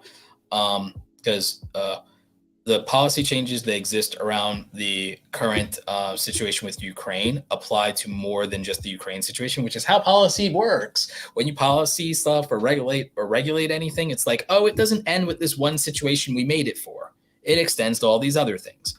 And there are implications of that policy change. And a lot of people are going to be very unhappy with it. Again, beyond the Russia-Ukraine thing, people are going to be very unhappy with this new policy change. And so I need to make a video about it. And yeah, that's a thing.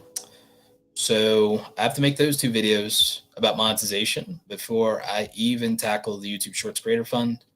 But if you're curious about it, eventually there'll be ways to monetize YouTube Shorts beyond the Creator Fund. But right now, the effort to dollar ratio ain't really worth it.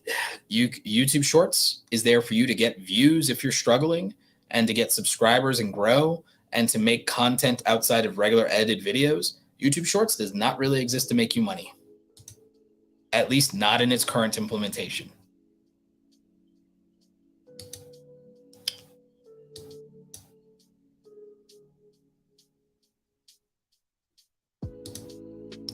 Would you recommend putting the current year in the metadata of all your videos? That's a yes or no. It's a maybe, maybe not. I don't really think it matters as much as people think it does. I don't think it matters as much as people think it does. I think people get way too obsessed with metadata. Metadata for YouTube, I'll tell you a secret about metadata for YouTube. I'm going to show you the back end of my own stuff for that. But I'll tell you a secret about the metadata for YouTube. Think of it as product inventory. Did anybody here work retail as a kid?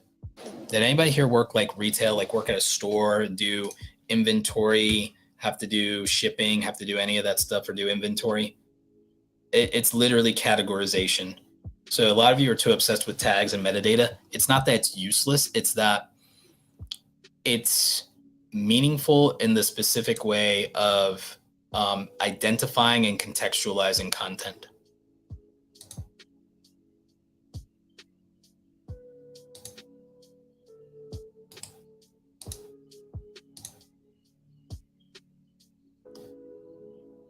Let's see.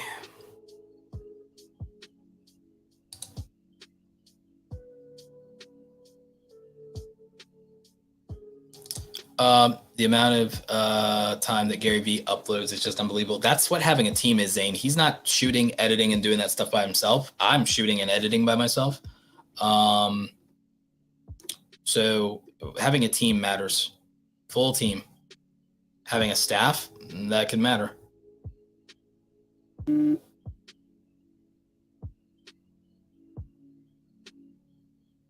So let's see. Anatomy of a YouTube video. This one did almost 100,000 views, so I guess this is the one that y'all would care about anyway. So this video, we'll look at more than one video, but this video did, almost 100,000 views. This video is a little over 90 days old. This video is like maybe 100 days. So this video is like 100 days. So like 100 days, almost 100,000 views, generates 2 subscribers. Now let's 2K subscribers. Now here's what I want to teach you about stuff with YouTube. If I did a video that did this well, and even a video around, say, a topic similar to this, because I could do a YouTube tips topic, and not all of them will get 100K views. But let's say that I did a YouTube tips video once a week, and I did my 2 other types of content or 3 other types of content every week also. Let's just say I did 50 of these a year.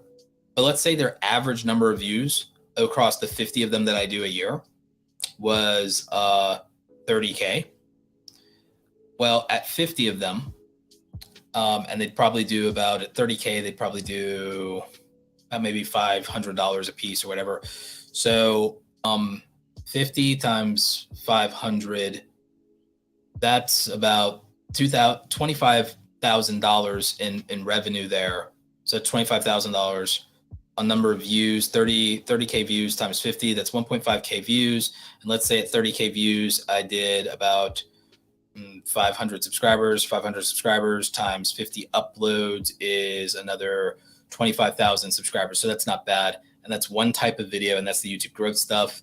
If I have similar success in 2 other uploads per week, 75K and about 75,000 to 100,000 subscribers on top of this. So you see what I'm saying? It's like everyone likes to quality over quantity, quality over quantity. Upload 1 good video a month instead of 3 mediocre videos a week. It's like, not really. No, that quality over quantity thing, maybe for some types of content, maybe for some unicorn special creators. The thing that I found that works, and you can look at podcast channels that go every day.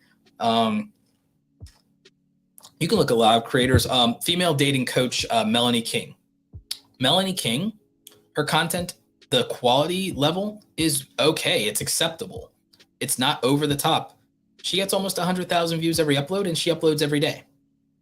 And she doesn't have 1 million subscribers either. She just keeps catering to her audience and just going like show up every day. And she does dating advice and reaction videos. Like, it's smart, and it's a niche that's evergreen as hell. Her content is evergreen, and she's flooding the market, and it works out great. And she's probably making, if I had to estimate, she's probably making maybe $200,000 a year off her YouTube channel alone, let alone whatever her coaching business pulls in. So yeah, you can do quantity instead of quality. And for most people, they probably should, as long as it's content someone wants to watch. Just saying. But looking at the anatomy of this YouTube video, again, the average view duration performance could have been better. It's actually not bad. Even the retention curve is not bad because it's a 22-minute video. It's actually above average. If I actually go into the analytics, I'll show you that for what it is. It's the drop-off rate that hurts the most, but there's not really as great. There's not, in my opinion, it's not like some really good reason for the drop-off rate, because I do get right into the content. It's not a bunch of fluff. I do get right into the content right away. So there's no clickbait there. And again, it still performed even with like a less than 30% retention rate. The content still got almost 100,000 views. So what if my retention rate was better? If my retention rate was better, it would get even more views. If my click-through rate is abysmal. My click-through rate is abysmal. You all realize what I could do with if I had a 10% click-through rate, my content would go to the moon. But I'm not going to have a 10% click-through rate because the majority of people are not going to try to do YouTube. The majority of people that this video will be put in front of will not try to do YouTube. And that's okay. You see what I'm saying? So again, I don't have some fantasy or delusion about what my click rate should be. The most views it got came from browse features, came from the homepage, not suggested, not search, homepage. And look, I know this video did good with the algorithm because look at that. This graph tells me, oh, it did good with the algorithm. So engagement. The thing about this audience retention is it's still better than people might realize. It's still actually much better than people might realize, because if I go to what's called relative audience retention shows my video's ability to retain viewers during playback by comparing it to all YouTube videos of similar length. Meaning you do not judge a 20-minute video against a YouTube short. You don't judge a 20-minute YouTube video against a 3-hour live stream. You don't judge a 20-minute video above, compared to a 10-minute video. So guess what? Even with what looks to some of you maybe like, oh, this would underperform, it did as good or better sometimes than videos of a similar length, which is why it still got 100,000 views, even though it would not meet what you would expect for average percentage view retention, and not for for click-through rate. Because again, I'm not competing with the majority of videos on YouTube that are less than 8 minutes. I'm competing only with the videos that are 20 minutes or more. So it's my criteria for a good outcome from YouTube is different, because I'm in a minority of channels by making 20-minute plus content. And I understand that. The other thing is, majority of my views and watch time do not come from subscribers. This is about new acquisitions, which is why content that can get new people to watch can convert new subscribers at a higher rate than just catering to your existing subscribers. So that's why the ratio of new viewers is over 70%. And you can find this in your YouTube analytics, and especially in your advanced mode. And again, I'm not reaching a young audience. The most views on YouTube are young people because they have the most disposable watch time. And I do not really hit the market of people that are under 18. And I don't really do as well with young people, but I do well with people that are above college age and into middle years and are professionals. And I do better with boomers than I do with Zoomers. And I love that, by the way. I love that I do better with boomers than with Zoomers. I'd rather have boomers with money than Zoomers with none. Like, even though there's more Zoomers, there's more broke Zoomers than there are boomers with money. And I will take the boomers with money all day, every day, happily. And that's just me. May not be any of you. That's just me. It's my preference. And subscriber growth. This is pretty decent at getting and acquiring subscriber growth. It did get 2,000 subscribers for the channel. If you want to grow your YouTube channel, you can analyze which videos perform and accomplish that goal. If you want to know which videos make you the most money, you can look at CPMs and you can start to get a feel for that. You can even look at patterns of which days CPMs are higher and start to say, is there a reason for that? And guess what? Funny story about the end of the month. Oh, gee, ad revenue rates are higher at the end of the month. Might be a really good time to make sure you have videos available a week, like right at the end of the month, that last week of the month. Oh, wow, that's a really good period for ad revenue.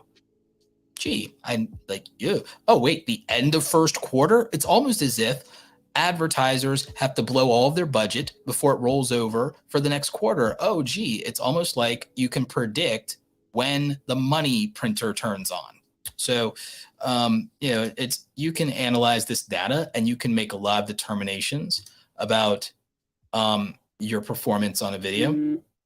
We'll get into the details of the video in terms of titles, descriptions, and tags. So new viewership. You can see that new viewership was more important long-term for this video's trajectory instead of returning viewers. A lot of people like returning viewers and they like, yes, my audience is watching my content, and that's great. It is great. And you feel, oh, loyal subscribers, all the things. Your video will do more successful if you can reach new people than if you can reach the people you already have in most cases. And as for that reach, just to clear up something, YouTube bell notifications and subscriptions, look at how very little it does. The bell notifications got me all of a whopping 235 views. And the most it sent notifications, apparently, according to YouTube, to 34K people out of my entire subscribership. 6%. So for all the kiddies out there, for all the kiddies 20 and younger, they're obsessed with YouTube view to sub ratios to say, oh, something's a dying channel or whatever. It's like, they're all idiots because of the simple fact, if YouTube only uses the notification system and only sends 6% of someone's subscribers notifications in the first place, 6% of somebody's subscribers notifications, and then, okay, out of 6% that you sent, how many of them are going to do anything with it? Gee, it's almost as if having subscribers doesn't matter. And guess what? As far as getting views, it's almost like, oh, I won't get more views. It's very obvious you won't just get views because you have subscribers. Every piece of data we have says that you will not get views just because you have subscribers.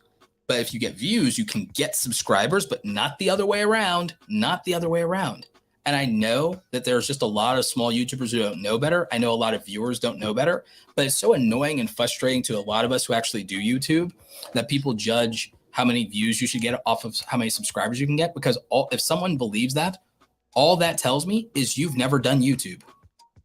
And that all you do is watch big viral YouTubers and you have no idea what it's like for the other millions upon millions of people who are not viral YouTubers. That's all it means. Let's see. I think that's most of the data part that I can show you. So let's go into the details. I'll see if there's any questions, and I'll see what I can do about answering them. But the way I approached my thing is, look at how simple my title is. Let's plug my title into the readability score. I think I'm going to do okay. I did not test this when I made the title. I instinctively felt like it was just going to be a readable title. My title score is a 75 out of 100, and it's green. And look at this. In terms of reading ease, 5th grade reading level, just what I want. Not hard to read, says easy to read, passes the smog index.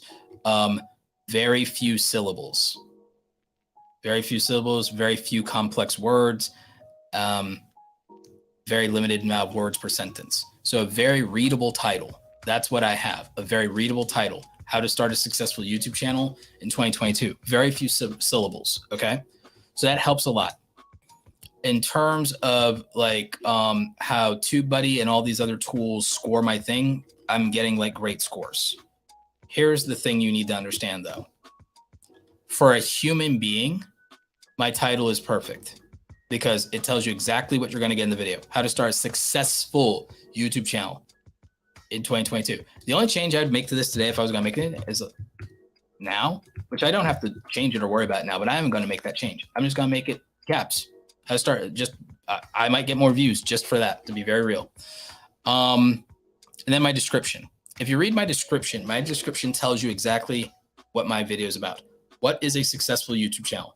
Growing a successful YouTube channel in 2022 means that getting monetized and getting more subscribers to build a community so that you can become a full-time YouTuber at some point in your career. If you read that description in search or anywhere else, you know that the description match the title, and that if you do care about that title, that if the video delivers that in 30 seconds or reinforces that in 30 seconds, that's not clickbait. What makes a successful YouTube channel? This is a question that could be a title of the video itself. And then I do this little thing here. And this, like, again, if someone were to read this, this is good for them. This is not me hacking anything. Here's another feature. I use the YouTube timestamps. So if we were to go to my video, the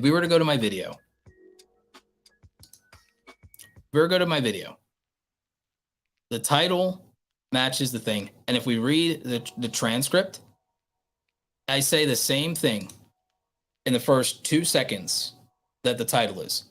I reinforce within 2 seconds. I say with the same thing that the title is within 2 seconds. If you glance at the description, I say the same thing that I say in the first 2 to 10 seconds of the video. The title and that description all match. Everything I'm doing in the video matches the title of the video and matches the description of the video. And then in terms of optimization scores, you can see more of those here. You can see what keywords I'm using. We'll get back to that in a minute. And again, we'll get to all of this. Tubebuddy SEO score, pretty high there. We'll get back to all those things in a minute.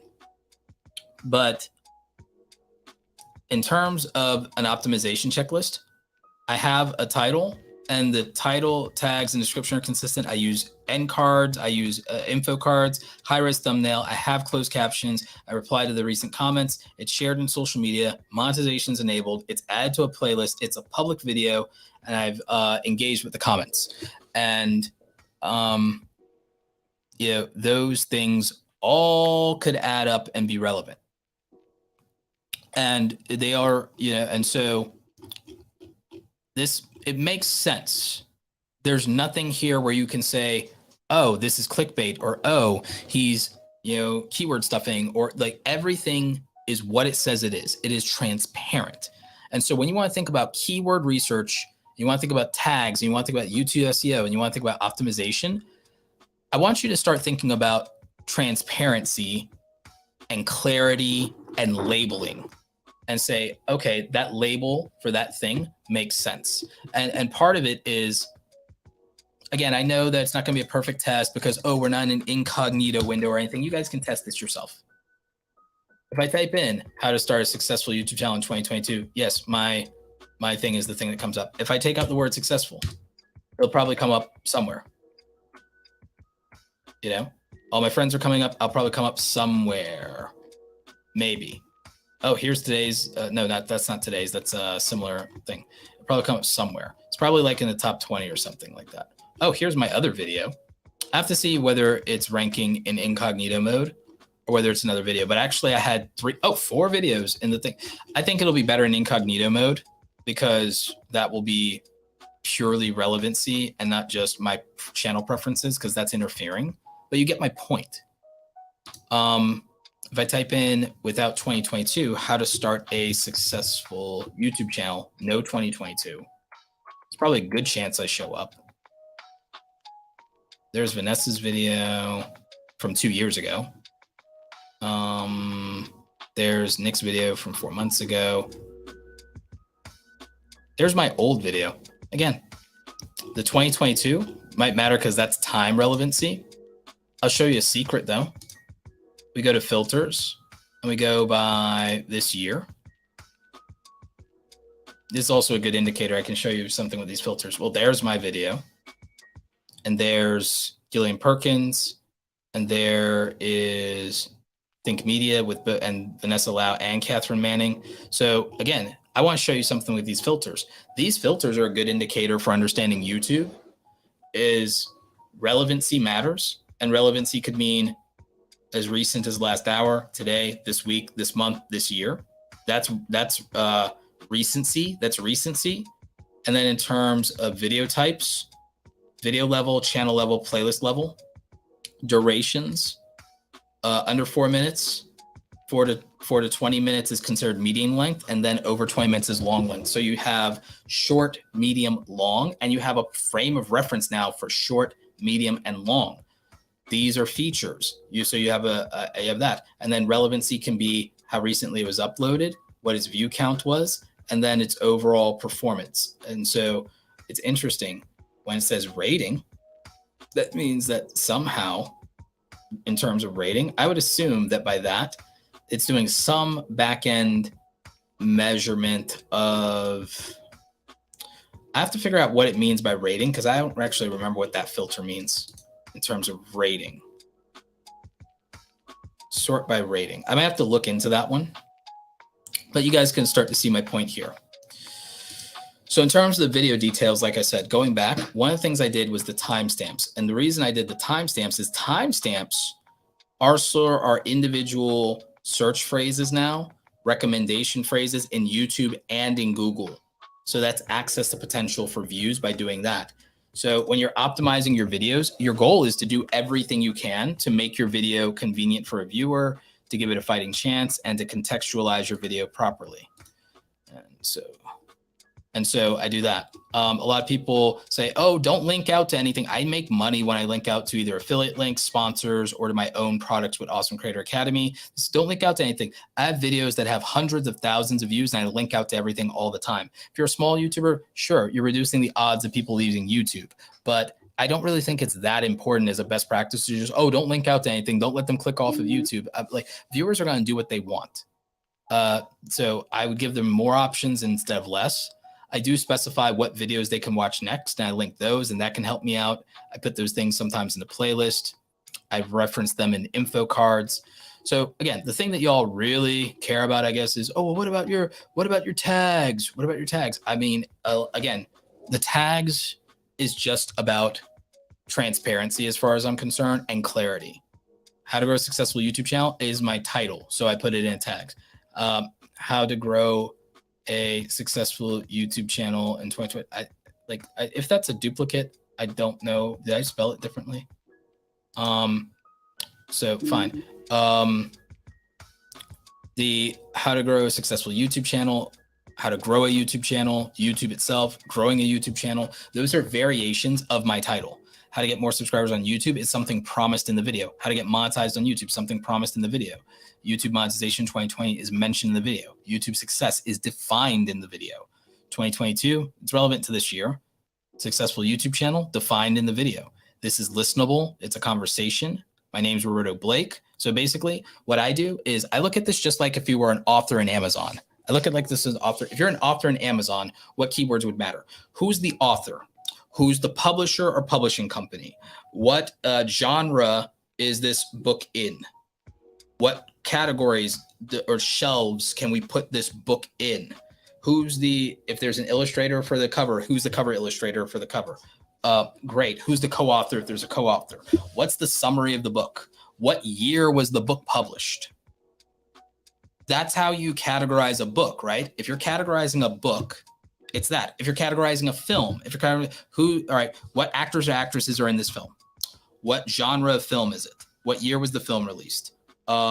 Did the film win any awards? Who are the leading actors and actresses? Who is the director? Who is the screenwriter? Who is the producer? What IP holder has it? Is it Marvel? Is it Disney? Is it Lucasfilm? So why would you think of YouTube any different? YouTube's not special. YouTube's not special. You categorize YouTube videos the same way that you have to categorize Netflix videos, the same way you have to categorize books on Amazon. It's the same way you categorize any product if you're doing inventory at a company. Oh, it's a camera. Okay, so it's in the electronics category. Great. It's in electronics category. It's a mirrorless camera. Great. It's a mirrorless camera with interchangeable lens. Great. It's a camera that is for photo and video. Great. The brand is Sony. Fantastic. What's the name of the camera? Oh, it's the Sony A7 Mark IV. Great. So it's also an A7 series camera. Excellent. It's a camera that has dual SD card slots. Great. You see what I'm saying? You just categorize the things that are meaningful to a video. And again, it's not for the goal of, oh, well, if I do that, I'll get views. It's that you're making your video as transparent and accurate as possible. And you're making it easy to classify what your video even is. And you're also making things in your descriptions that are for the viewer's benefit, if they use it. If they use it, it's for the viewer's benefit. So what I think is that too many people are obsessed with what they can get out of doing these things versus what does the viewer get out of doing these things? Was the system, am I making this easier on the system to understand what my thing is? Am I making it easier on the viewer to understand what my thing is? Am I making it easier to classify my content and put it in front of the right person? Am I making my content easier for somebody in a transparent way to get why this content is what it is? And so I really think that if we take a less selfish approach to everything we think about when it comes to optimizing our content, if we stop being selfish and expecting that the reason to do it is that we get something out of it, and that the reason we do it is to make it as easy to contextualize and categorize our content and put it in the right place that belongs, instead of trying to just always extract value out of everything that we're doing. It's about, am I doing the most I can to make this as transparent and helpful and useful and easy as understand as possible? And so when you go and you say, I want to watch a horror film, if you want to watch a horror film on Netflix, the reason you can find it very easily is because somebody labeled every movie that is in the horror genre accurately. The reason that you can say, I want to watch films that were only produced in the 90s today, you can do a search and you can find those things because someone labeled it correctly for you so that you can find something that was made in the 90s.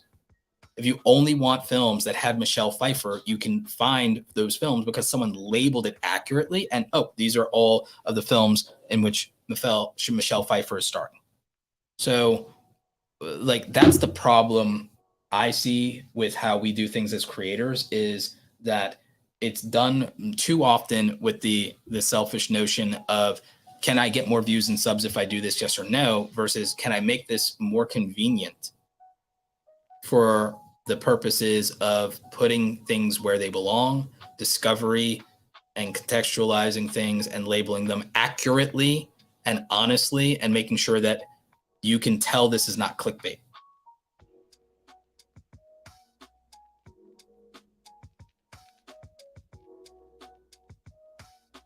So yeah, so I'm about, like, can I get this potentially in front of the right people? And so being accurate is as important. Being accurate about your content is the same thing in many ways as being honest about your content. So I look at it as the opportunity to say, here is what an accurate representation of the video is. Roberto, what makes a simple video? Being clear, being straightforward with the topic of the video. Both.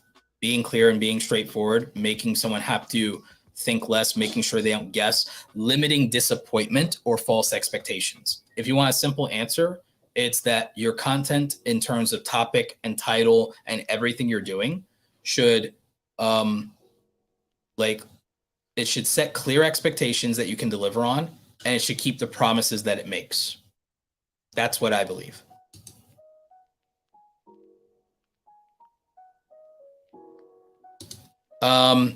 Bodacious, what tools do you use for keyword research in addition to TubeBuddy? I'm lost on how to do this. If you're lost, I don't think more tools are the answer. I think getting the tool that's in front of you is right, whether that's YouTube Analytics or TubeBuddy. If you're lost, more tools are not the answer.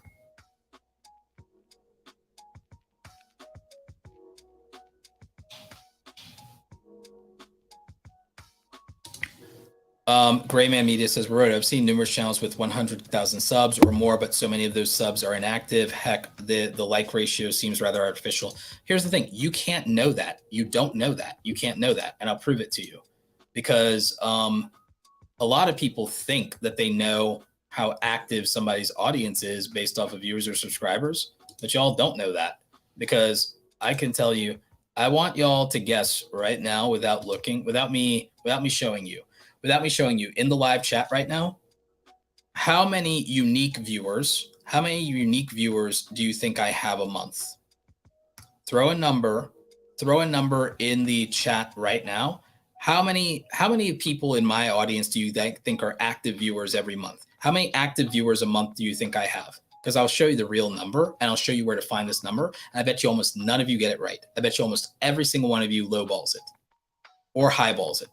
How many, with a channel with 550,000 subscribers, how many active subscribers? And I bet you're gonna go look at my views, and you're gonna think that that's how you're gonna derive the number, and you're gonna be wrong. How many? I'll show you in the chat, but I want I'll show you on the screen, but in the chat, tell me how many active viewers do you think I have? How many active subs do you think I have? Because I'll show you the number. I'll tell you how you know what your audience is. How many people are active in my audience every month? Every month, not every upload. Every month. Every month, how many active viewers do you think I have? How many unique active human beings do you think watch my channel every month? Not raw views, humans. How many humans every single month? How many humans every single month watch the Roberto Blake YouTube channel? You will not get the number right. So let's see what the chat says. Some people pretty close are getting it right. Surprisingly, 50. Someone says 50K. Someone says 17K. Someone says 16. Someone says 5,500. Some people say 90K. Someone says 15K. 39,000. Interesting. Yeah, so overshoots on purpose. All right, here's the number, and here's how you find the number. A public person, someone watching your YouTube channel cannot see the number. It's this number here. It is unique viewers, and it's in the audience tab, and it's unique viewers. Estimated number of people that watched your content within the specific date range, so in a 28-day period, not even in a year, but in a 28-day period, it's over, and this is without me posting much. This is with me posting 3 times a month. With me posting 3 times a month. So guess what happens if I post 12 times a month, or 6 times a month, or 10 times a month? So without me posting, hardly at all, it's 124,000 humans that make up my audience. And those people will not watch every video because they don't have time like that, especially considering my audience is mostly people between the ages of 25 and 55 years old is the overwhelming majority of almost 80% of my audience. 80% of my audience is basically 75 to 80% of my audience is between the ages of 25 years old and 55 years old. They shouldn't be watching every video I upload every time. They shouldn't be, especially not if they're implementing on what I'm telling them to do. They absolutely shouldn't be. So again, look at what the guesses were. You have a lot of these guesses. There were a couple of people who were close, really or not. There were a couple of people who were close, but I would say that they remembered my analytics. So a little cheating went on, but and Kamari actually knew the number beforehand. So but everybody underestimates what it means to have an active audience because they only think about views per upload, and they don't consider the fact that nobody that's over 25 should be sitting there watching every upload from every one of their favorite YouTubers, because that would be ridiculous. And no one should have time like that. Children have time like that, so it'll be different if you cater to children. If you cater to children, keeping it 100 with you, you might have a much, much better view to subscriber ratio. You might have a very active audience because it's like, y'all remember being 10 and never missing an episode of Power Rangers. Y'all remember 10 and never missing an episode of Power Rangers, tuning in every weekday at 4 o'clock after rushing home from the bus stop. Y'all remember that. And that's how children are. Adults do not have time like that. We just don't. The older you are and the older your audience is, the less likely they watch every upload. Feast with Cornice. Very cool name. The advice you give is unbelievably amazing. I've recently learned so much. For you, your friend Daryl, thank you. Will live stream be available there? Yes, live stream will be up later, y'all. I leave my streams up so you can see them. But yeah. Yeah, see, a small YouTuber with 8K subs could have 113 unique viewers. Everyone underestimates what an audience can be in terms of an active audience. And the thing is, it doesn't matter if they're all subscribers. Subscribers are something only people who are really into YouTube's culture overemphasize. it's a meaningless like number outside of getting a play button or something like that, or when you have to get subscribers to meet a requirement. And I know that people are obsessed with YouTube, but it's like, it doesn't matter if the viewers are subscribing, because a lot of people will get videos without subscribing. It matters only for you getting those goals and those milestones and those numbers. And, you know, that could be a marketing play or something like that, but you really don't need these astronomical, you could be making, and by the way, even the revenue that my channel generates, this is like, this revenue, 3,000 a month is for 200,000 views, but I only uploaded 3 videos this month. I only uploaded 3 videos this month. If I go and I upload 3 videos a week, I could make this, if I upload 3 videos a week, I'll be making more money. I'll obviously be making more money, but again, I'm working through coming back from being depressed during the pandemic. I'm coming back from being depressed during the pandemic to get into a normal upload cycle. That's why you guys got 2 live streams, 2 weekends in a row finally, and have actually been uploading content consistently again. Because I used to go like, I during the pandemic, I went 3 months without uploading videos during the pandemic. I went 3 months consistently without uploading videos during the pandemic because I was depressed.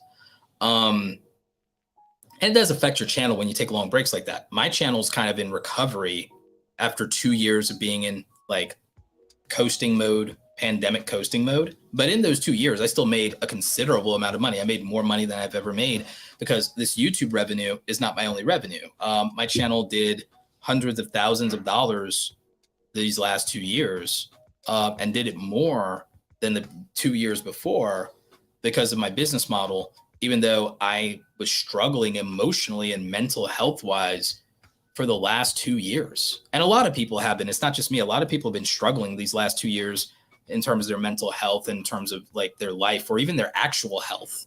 So, you know, it's for doing like my lowest view months, making like this on the ad revenue alone, and that's not the affiliate revenue. It's pretty significant. When I go back to active uploading again, this will probably go closer to double this amount of money, and I'm not getting millions of views. Meanwhile, I know creators who get millions of views, and still can't clear 3,000 a month on ad revenue. They rely and live off of their sponsors exclusively because the ad revenue barely scrapes by to cover their bills. It's extra money. And then let's not even get into what they have to pay on their taxes. So their ad revenue either helps with cash flow or it pays their taxes, and that's it. It doesn't actually make them a living. Their sponsors do. And that's how a lot of YouTubers roll that make millions of views, because a lot of the YouTubers I know who get millions of views, they have to get 2 million views to make the same amount of money I get for 200,000 views. Off of last year, I did really well in terms of that. And, you know, but I know people that, again, for them, 2 million views would not be, they could get 2 million views a month and not make a living on YouTube because their content's ad revenue doesn't pay well. Their ad rates are too low for that. And a lot of that is just based on your niche, because not every video is worth the same amount. Some videos pay better than others, and it's not always about views, and it's not always about subscribers. Some videos just have better CPM rates, and those can be very high. They can go over $50. But then if you did entertainment-based content, it's going to be very, very, very, very, very low in a lot of cases. So it really just depends. And even the RPMs are fluctuating. And some of that is based on timing the market. So again, grain of salt on that kind of thing. Not all videos are created equal, and they don't all appeal to advertisers because they don't all meet advertiser friendly guidelines. And so there are some videos whose ad revenue will do better just based on these things. I mean, you know, and that's how it is. That's how it is. So again, the problem that the YouTube culture has is that it's not the front facing data is meaningless, meaning the vanity metrics are meaningless. The vanity metrics are meaningless, and most YouTubers also don't know how to read analytics in general. But those vanity metrics don't tell the story because, again, views don't matter as much as unique humans. But even views and subs don't matter if you can't make a living and pay your rent and pay your bills and keep making content and can't keep investing back into your channel. And so again, you also have to have a channel that can sustain you taking a break for your mental health if you needed to. And that means making money outside of ad revenue and being able to do the 5 other primary types of monetization that I look at doing. Which a lot of that revolves around, you sell your own products, you sell your own, things, you do sponsorships, you do affiliate marketing, you do memberships. If you're me, you can do public speaking and be paid for that. There's all kinds of opportunities to monetize differently and to also even monetize multiple channels. You guys know we do the podcast channel that's coming back to doing weekly almost consistently. So like there's a lot of opportunity for some genres of YouTube to outperform others in views, but still underperform in money. And there's some things that are easier to optimize for than others. To be honest, I think it's easier to optimize a channel to do a steady, consistent amount of views and make more money than it is to make a viral channel. And it's harder because that viral channel will live or die by sponsorship. The ad revenue will not be enough.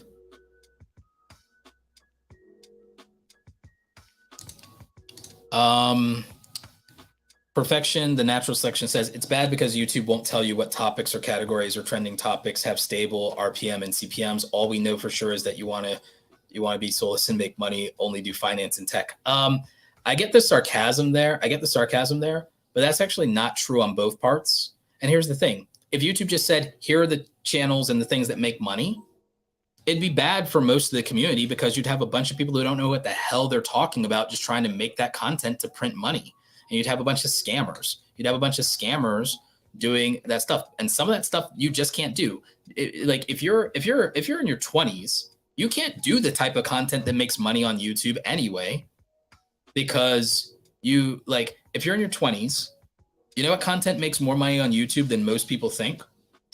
Home renovations and home repair content makes more money on YouTube than any of you could possibly imagine, right? What can you really do with that information? Nothing.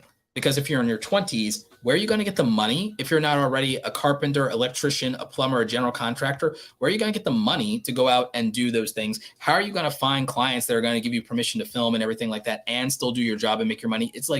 And you're, especially in your 20s, you have no experience yet. It's useless to a 20-something-year-old to know that. Real estate content. Most 20-something-year-olds are broke and not privileged. So most 20-something-year-olds, it'd be useless for them to make real estate content. And even if they were a real estate agent, it'd be useless because they have no experience. They've done it less than 5 years, but they're going to tell people how to do it. And that'd be bad for the community and bad for the market. So again, it wouldn't help. Just knowing what makes money, it wouldn't be useful. And even if it was useful to the YouTuber, it'd be useless to the viewers, and then the numbers would come down because it wouldn't work. It wouldn't work. And most young people, they don't want to make content that makes money anyway. They want to do gaming. They want to vlog, and they want to talk about what they eat in a day, and they want people to pay attention to them for existing. Hate to say it that way, but that's true. So they wouldn't want to make a business. They want to be famous and make money for existing. So they wouldn't want to make that content. It's not, and even if they tried, they'd burn out. They'd burn out because they wouldn't be passionate about it. But there are people who are passionate about things, because a lot of people tend to be passionate about things they're good at. And they tend to be passionate about things. If they spend 5 or 10 years doing it, they probably were passionate about it.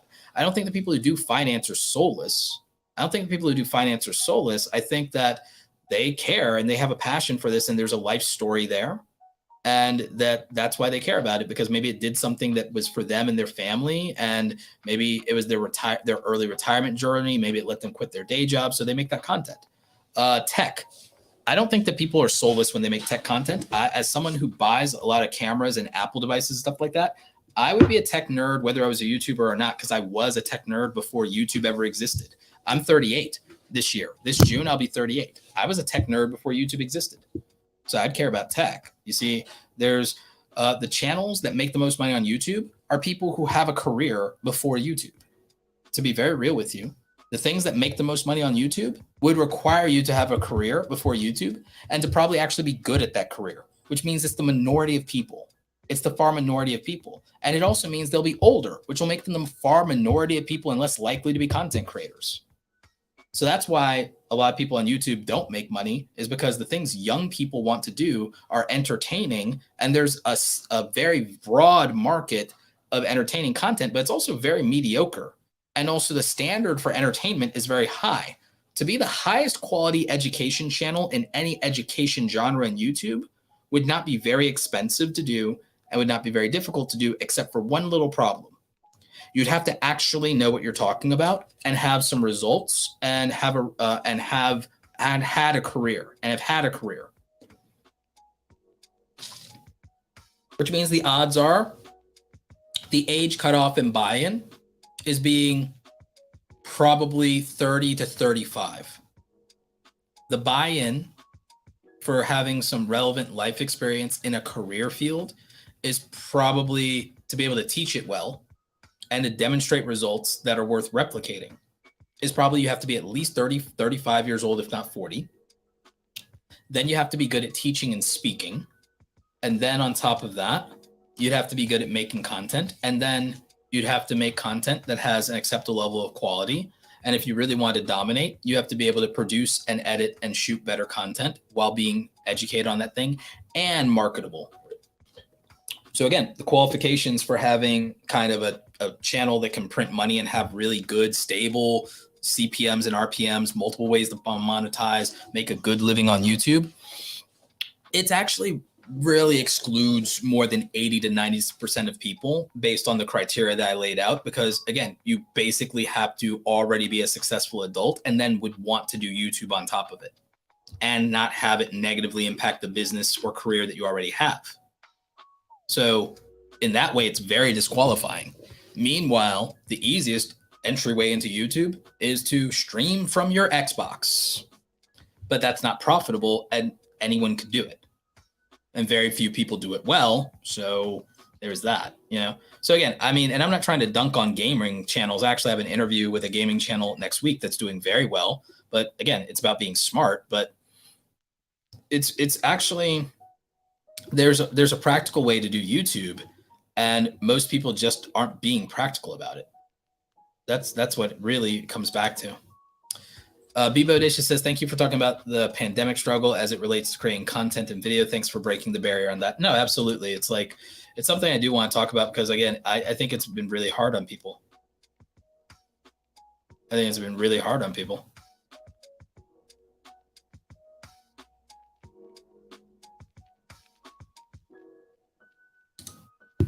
Tiny Player says, Roberto, I get 2,740 views in the last 28 days. I only gain 9 to 20 subs every 4 months. I'm happy for the results, but I can't seem to get subscribers quicker in less months.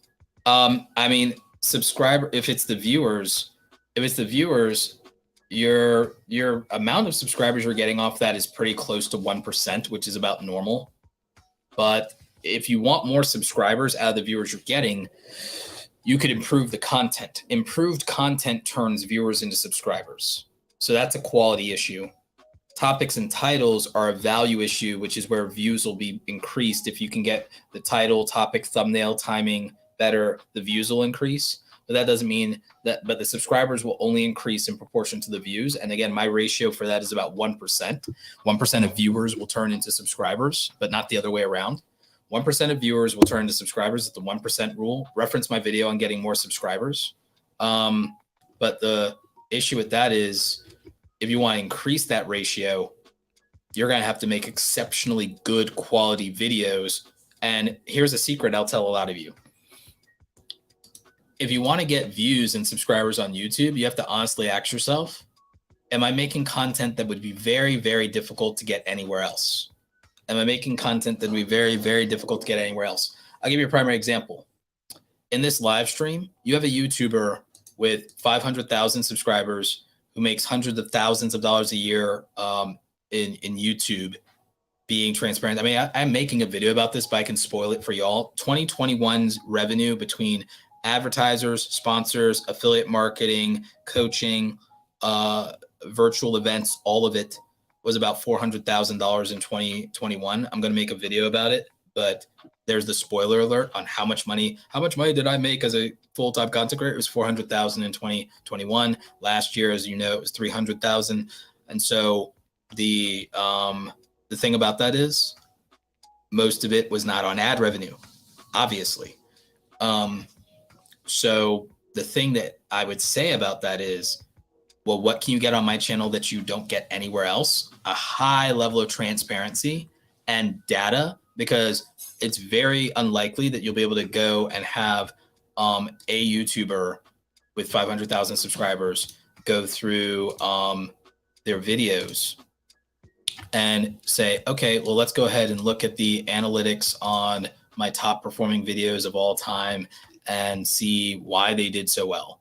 And let me show you all the data on a video that has 400,000 views. There's probably, and got 16,000 subscribers. There's probably nobody who shares the data on, here's a video that did 16,000 subscribers. Here's how much money it made. Here's how many views it got.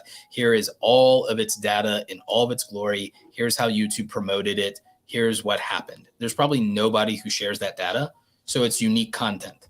Most people's problem is that they struggle to come up with something that there is an audience for.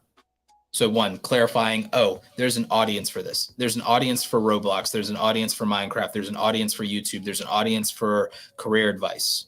But there's not an audience as much for, if you're a nobody, what I eat in a day. Now there might be a audience for what I eat in a day as a bodybuilder, what I eat in a day as a gymnast, what I eat in a day as an NFL player, what I eat in a day as a college ball player. You know, there might be something, if you have an interesting life or interesting career, you can make content about yourself and there will be an audience for it. If you have a career that is desirable or enviable, or a lifestyle that's desirable, enviable, that content will work. Or if you have a weird gimmick, like, oh, you're a twin, you can make any content if you're a twin, you know? You have quintuplets, you can make content about anything if you have quintuplets. You see what I'm saying? You have to have, like, people who make content like that, they have to have a gimmick. So it's just a real thing. But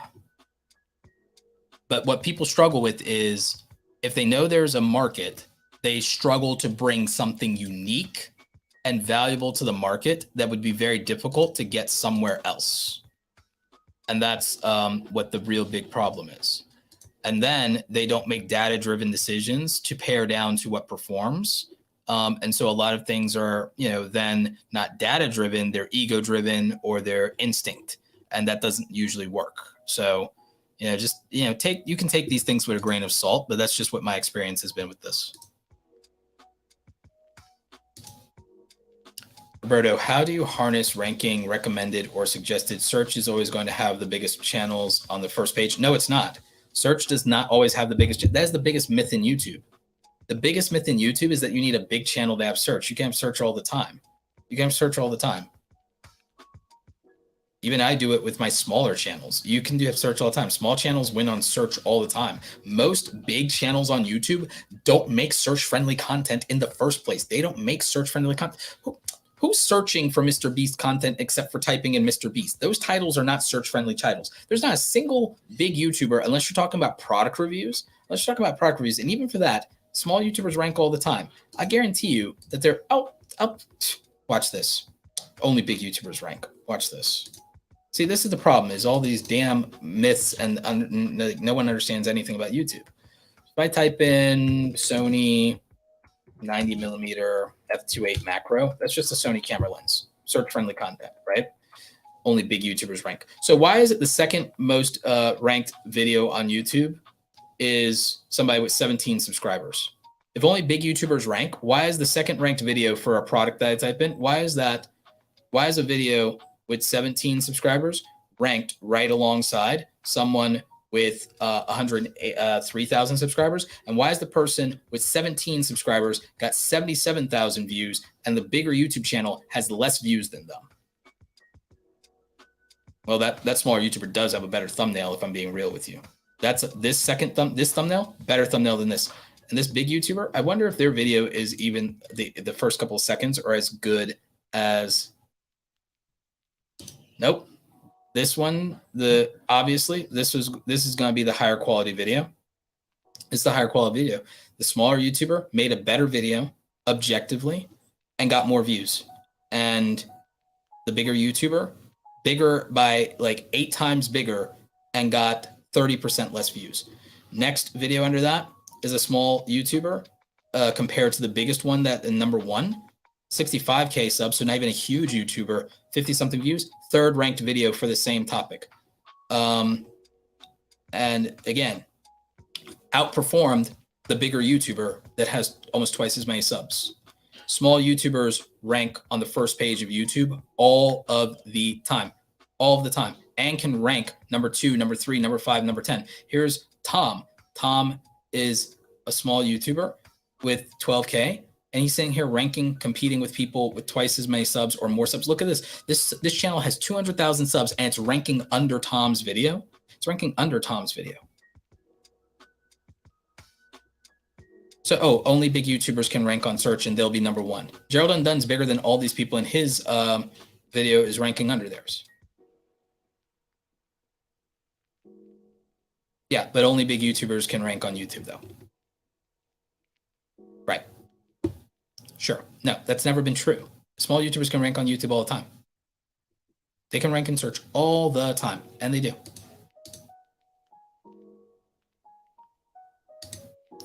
Hi, Roberto. Happy Easter, everyone. Thanks for your tips. Thank you. Appreciate that.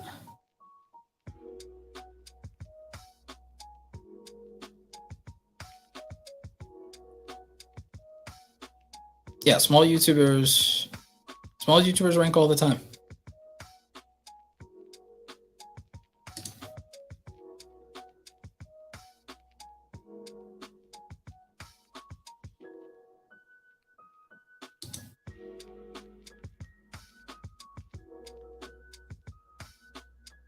Yeah, but it's like I mean I constantly prove this. Let's see how to make a logo. How to make a logo. Watch this. There's gonna be small YouTubers ranking number 1 for this, or number 2, or number 3, or something. Like, oh, there's my friend Will. There's gonna be some small YouTuber that ranks for this how to make a logo thing somewhere on the first page. Some small YouTuber is.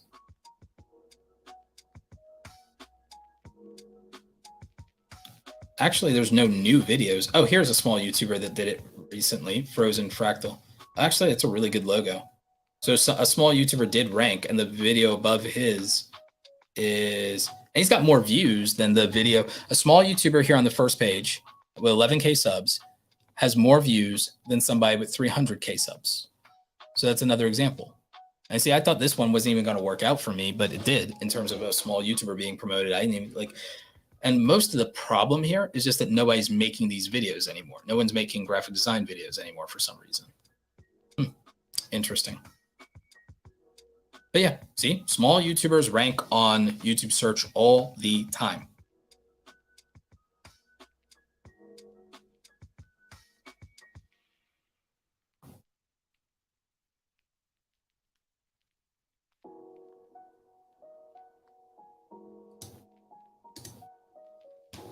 So A+ Russian says, except the smallest person on the first page or people with 10K subs, not minnows with 1K and under like me. All right, so you know what the problem is with that, and I'll bring it up, is, and this is no offense to anybody, by the way, the odds of somebody knowing how to make a good video at 1K subs compared to knowing how to make a good video at 10K subs is very minimal. I'll use myself as an example. When I was a small YouTuber, my on-camera presence and delivery and my confidence was trash. I was just bad at talking to a camera. When I had 1,000 subscribers, I was just bad at talking to a camera, period. Also, my autofocus was a problem early on, and there were other issues. Sometimes there were audio problems. So my ability to make a good video, was bad at 1,000 subscribers. The fact that a lot of the people who end up winning on search have about 10K, it's not that you can't. It's not that you can't do it at 1K. It's that the odds are against it in most things because most people at 1K have the bare minimum of experience. It's like being surprised that somebody who does something for a year outranks somebody who's been doing it for 30 days. It's like being surprised that somebody's been doing it for 3 years outranks somebody who's been doing it for 6 months. It's just what it is.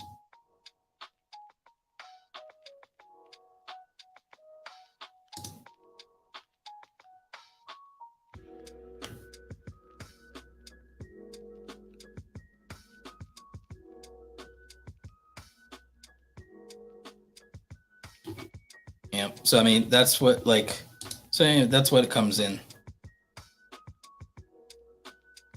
Adrian Reddick says, I have a couple of videos that rank above a lot of bigger YouTubers than me. You're telling the truth. Yeah, I mean, it happens. I mean, that's how I got where I am. Like, is I just mostly did, I did content where there was an underserved market, or where I felt like even the people who are big, they're not doing as good a job as I thought I could do, or in one way or another. And I just took a shot. I like, hey, shoot your shot. And I did it. And I did enough of it. And then I got better and better and better and better. And then it's like, that's what worked. That's what worked. Most of the biggest YouTubers I know, none of them got 10,000 subscribers making 100 videos. The biggest YouTubers I know, they all got less than 5,000 subscribers out of making their first 100 videos. Most of them got less than 1,000 subscribers. Most of the big YouTubers I know, if they were starting back when they were kids again, all over again, and they were making their first 100 videos, most of the biggest YouTubers today, their first 100 videos wouldn't even got them into the YouTube Partner Program.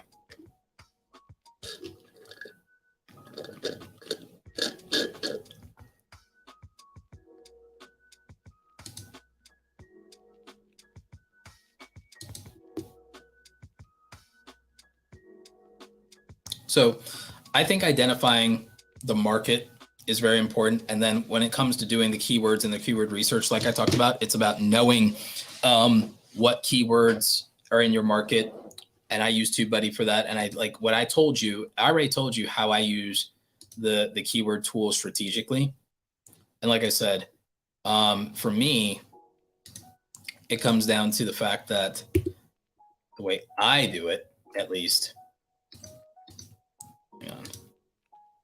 the way that I use Tubebuddy SEO tool, hang on, I need to make my window bigger so that I can bring this up.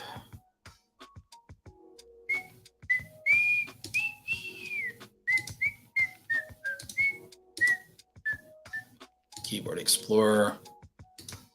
All right. So when it comes to the Tubebuddy Keyword Explorer, I mean, a primary example is they do have this thing that tells you some trending things, but it's like, if that doesn't fit your content, it doesn't make no sense. Like, I mean, I theoretically could have made a video about the Elon Twitter thing, and there's people searching for that. I mean, so like, if people have an angle, like if I was a lawyer, I would probably, if I was a lawyer, like Emily D. Baker or Legal Eagle or Ian Corzine, or if I was a lawyer and I was on YouTube, I could sit there and I could look at the Elon Musk Twitter thing, and I could make a, like, could shareholders sue Twitter for not selling to Elon Musk?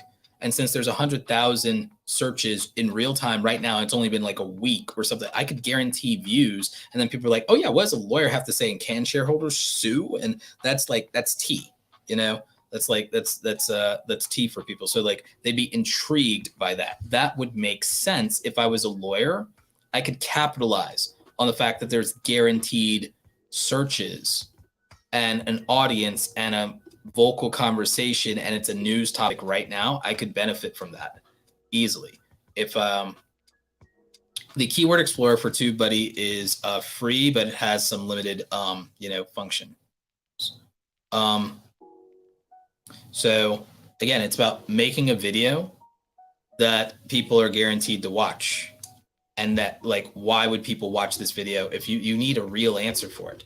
So why do people watch this video? I'll give you a primary example. I do a lot of video editing stuff. If I type in Premiere Pro tutorial, like I could do some research on how many searches does that get, interest over 30 times, interest over 12 months, stuff like that. If I type in Premiere Pro instead of Premiere Pro tutorial, well, how many searches does that get? Aha. So guess what? Premiere Pro gets number of monthly searches. Premiere Pro gets almost 1 million searches a month. How much does Final Cut Pro get? Final Cut Pro gets 3 million searches per month. So guess what I could do?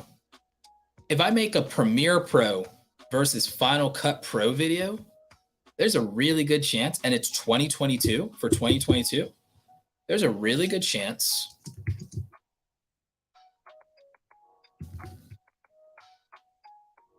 there's views to be had. There's a very good chance that there's views to be had. Now that one has low monthly search volume, but again, I typed in both of those keywords. Well, what happens with that? And then I could always check it against. So a strategy for me, oh, that's actually really good, 1 million views. So like a strategy for me, looking at the top 20 here, I'm like, okay, DaVinci Resolve versus Final Cut Pro versus Premiere Pro. That's an interesting idea in terms of putting 3 head-to-head. That would be one video. That could be one video. Mac versus PC, 5 million views. Yeah, it's Linus, but still, what if I got 1% of the views of that? Then that's a lot of views for me or anybody. If you get 1% of that or 10% of that, if I get 10% of that, that's good. If I get 10% of what the top is, then that would be good there. Final Cut Pro versus Adobe Premiere. It's like, okay, so that's one version of these results. What if I, again, just look at the results around Final Cut Pro videos? Well, what are people making about Final Cut Pro? Can I make something unique? What are people making? So here's a beginners. Oh, so if I make a beginner's tutorial for that, there's a lot of opportunity. Oh, look at the views. So what if I get 10% of what the best video did? If I get 10% of what the best video did, maybe that's pretty good views for me. You know, the number one video got that. So like, okay, but the most viewed video got a couple 100,000. Okay. So that might be worth looking at. And then seeing that, okay, videos where it said beginners outperformed a lot of the videos where it didn't say beginners. So that is actually useful. Oh, switching from Final Cut to Premiere Pro, that's a video that people will probably watch. Getting started, oh, that's a video that people will probably watch. Wait, okay, why would people watch that? Oh, that's right. Apple sells computers and software every year, and there's always new video editors because of YouTube and other things. So wait, oh, there'll always be video editors. There will always be video editors. So that's a market that has guaranteed audience. There'll always be video editors. There'll always be Apple customers. There will always be Adobe customers. I know that that's millions of people in the English-speaking market alone.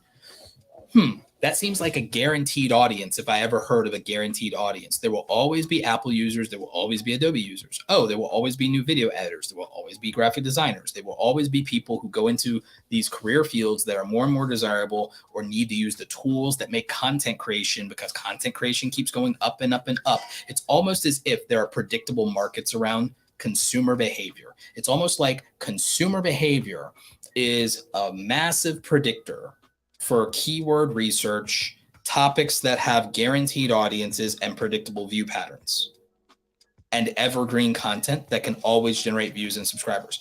The problem with my thesis here is that's very easy if you do something product related, which may not be tech or tutorials. That could be beauty too. Beauty and fashion have predictable consumer buying behavior patterns too. The problem is that most people want to do abstract, very entertaining, conceptual content. And it's like, my advice may not be the best advice for you, because the thing is, the reason tools and optimization and keywords and things like that don't work as well in those genres of content is because you're not basing it in anything that's predictable or has pattern recognition as a feature. You're not basing it in something that has provable consumer behavior, because again, those things that have viral views, are people who can use mass market and psychological appeal. And that's a rare skill. It's easier to make money. If someone's a programmer and understands how to read data, they can build a software as a service and they can become a millionaire. They may even become a billionaire. Do you realize how hard it'd be to make money just being an entertainer compared to that? because it's not predictable, because people's taste, people's humor, people's entertainment preferences, people's preferences of attractiveness, those things are really hard to work through and really hard to make reliable and consistent and build predictions around. And that's probably why it feels harder to do this if you're doing things that exist outside of proven statistical behavior of education, consumer product reviews, and things that people buy.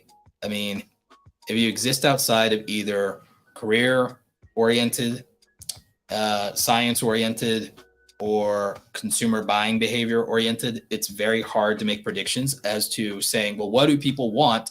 Because they don't even know. It's one of those, they'll know it when they see it things. That's why people think YouTube is luck, but it doesn't have to be. There's places you go in YouTube. There's niches you go in YouTube. There's strategies to YouTube that are predictable. There's predictable, solid business models and proven ways to make $55,000 to $100,000 a year, but people don't want to do them because they don't think they're fun. And some people do think they're fun. And some people, they're like, I make money, I'll do a career, and then I'll have fun on the weekends. And that's, some people are like that. It just depends. A lot of it. And like, okay, and anime, well, that one's somewhat predictable because then you can find consumer behavior off of trends in anime. That's actually not as difficult as you might think. Right now, you can find predictable patterns and proven trends around going into animes that have large fan bases, multi-generational culture on them. Pokemon, right now, Yu-Gi-Oh! Because of because of Master Duel, and because they have a product release now around Master Duel. Pokemon, because Scarlet and Violet are coming out. And Naruto, because Naruto Generations is still running and is still active, and that's still a thing. Dragon Ball has a long history and lore, and you can do channel like what ifs, and you can do a lot of character analysis, and you can do genre and saga analysis, and you can do that. Anime essays is popping right now. It's kind of predictable in some ways. You can pick things. If you want to go into entertainment, I'll tell you the way to be an entertainment YouTube channel. You do something that has a fandom. And so you do Star Wars, Marvel, Harry Potter. You pick an anime that's probably one of the big five or has pattern recognition. And so some of what that could look like is, if I was going to be an anime YouTuber, I would probably either do Dragon Ball, My Hero Academia, or Naruto. And I would do a lot of things that go off of people's individual favorite characters, favorite fights. I would do analysis. I would do what if stories. There's a lot to do there. You could do deep lore, not difficult. If I was going to do gaming content, I wouldn't do gameplay, and I wouldn't be a let's play channel. I wouldn't be a let's play channel. I'd say screw that. I would probably just do a lore channel that goes into, and to be honest with you, I would just be a Zelda or Final Fantasy or channel. I'd probably be a Zelda or Final Fantasy channel. I'd pick a franchise. I'd pick a gaming franchise. And I would be, as a gamer, I would pick a gaming franchise, and I would do deep dives into the things that everyone loves about that gaming franchise. And I would be for people who are obsessed with that gaming franchise. And that's all I'd make content on. That's all. If I was going to do that, I wouldn't be doing, I would use my gameplay footage to do video essays about the characters in the game, possibly, or I would use it as a background if I'm doing what if storytelling.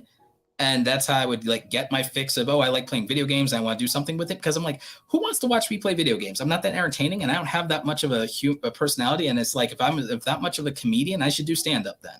So I would just not kid myself on ego, and I would just do that. So if it was me, I know everything about Star Wars, and I know about the Old Republic. I know about the expanded universe. I know all of the lore. I would basically just do a Star Wars channel, and I'd find an angle and a gimmick, and I could literally make Star Wars content every single day for years and never run out of topics. It's not so challenging in terms of concept, and there's a built-in easy audience for that. There's a built-in audience for that. And then it's like, there's always all these Star Wars YouTubers. There's very few people dedicated to the Old Republic. There's very few channels dedicated to only the dark side and the Sith Lord side of things. There's a lot of channels about Luke Skywalker this and Luke Skywalker that. You you want to go about Darth Revan though? Let's go. Darth Revan, Darth Nihilus, the Sith Triumvirate, Darth Bane. Let's go. Like Darth Vitiate. Let's go. Darth Krayt. You know, you could do an entire Star Wars channel dedicated to the lore of the dark side of the Force, and that would be a unique channel on YouTube, and it would have a huge fandom behind it. You could do a YouTube channel dedicated to the Sonic the Hedgehog comics from the Archie comics run. Now that Sonic the movie 2 is out, and that they're doing a whole franchise around that. Like, there's like, see, the thing is, people. I hate to break it to people. People are not as creative as they think they are. Because I literally just gave like people 50 different channel ideas that would work, but they're like, oh, I wouldn't have thought of that, or I don't want to do that. Because again, people do not spend nearly enough time workshopping their topics, their titles, their ideas, and the unique value that they want to give to an audience, and then they're surprised they can't get views. They don't make content that they know why there's an audience for it, or why people are passionate about that enough to watch a video from a stranger. If I want to do a Star Wars channel, I could literally do a Star Wars channel built even just around the Star Wars video games, but I could go into the storylines of those Star Wars video games and the lore behind the video game characters and whether they fit into canon or not. And not run out of content. I can make 1,000 videos like that and not run out of content. So like, there's all kinds of ways to do something more than do a tutorial channel, do an education-based channel where you can find predictable market metrics, because you could look at consumer behavior and pop culture. But people are just not as creative as they think they are. Thank you for the super sticker and the money in Canadian cash. Appreciate you. Yeah, I mean, like, people could literally pick a franchise and then do character videos and do what if videos and do theory videos and do fanfic videos.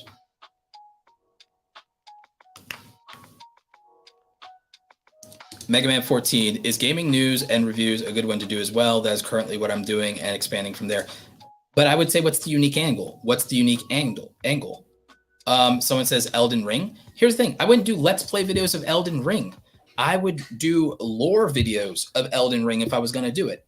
Elden Ring is a new game. It's exploding. It's mad popular. If you make a video and you make, for all the monsters, if you do an Elden Ring video and you do a bestiary compilation, like a bestiary is basically an encyclopedia of the monsters and beasts of a fictional universe or a game or whatever. So if you do the lore around all the monsters of Elden Ring, and that would be one playlist, and then another one is all of the villains and antagonists and so on and so forth, and then all of the races and then so on and so forth. Those are playlists, and you could basically print money by just doing that. But again, like, who's doing that? Right, because no one's creative. Like, again, and this is the problem right now. The problem right now in YouTube and the creator economy is that everyone will say that every idea has been done when it's not true, because not even every IP, not every video game has been made, not every movie has been made, not every comic book has been made, not every franchise has been done, which means that there will be people that become new fans of things, want to talk about them, want to share things about them. There's not a YouTube channel that is dedicated to the Miles Morales, not that I know, but someone could do it. Someone could do a YouTube channel dedicated to Miles Morales Spider-Man and covering all of his entire comic book run from inception, from Michael Bendis, his creator, and probably not run out of content, doing that 3 times a week. No one I know of is doing that. Someone could literally do a YouTube channel dedicated to Black comic book characters and Black comic book artists, and to my knowledge, no one is doing that, and that would win. There would be an audience for it. I guarantee you there'd be an audience for it. Nobody's doing it because people are not as creative as they think they are. And I'm not saying that as a diss or to put down to people. I'm stating an empirical fact of why you think YouTube is cookie cutter right now and why you think YouTube is saturated right now. And I'm telling you that not every idea, not every concept, not every twist has been explored. It hasn't. It just hasn't. There's still plenty of opportunity on this platform if people were actually as creative as they think they are.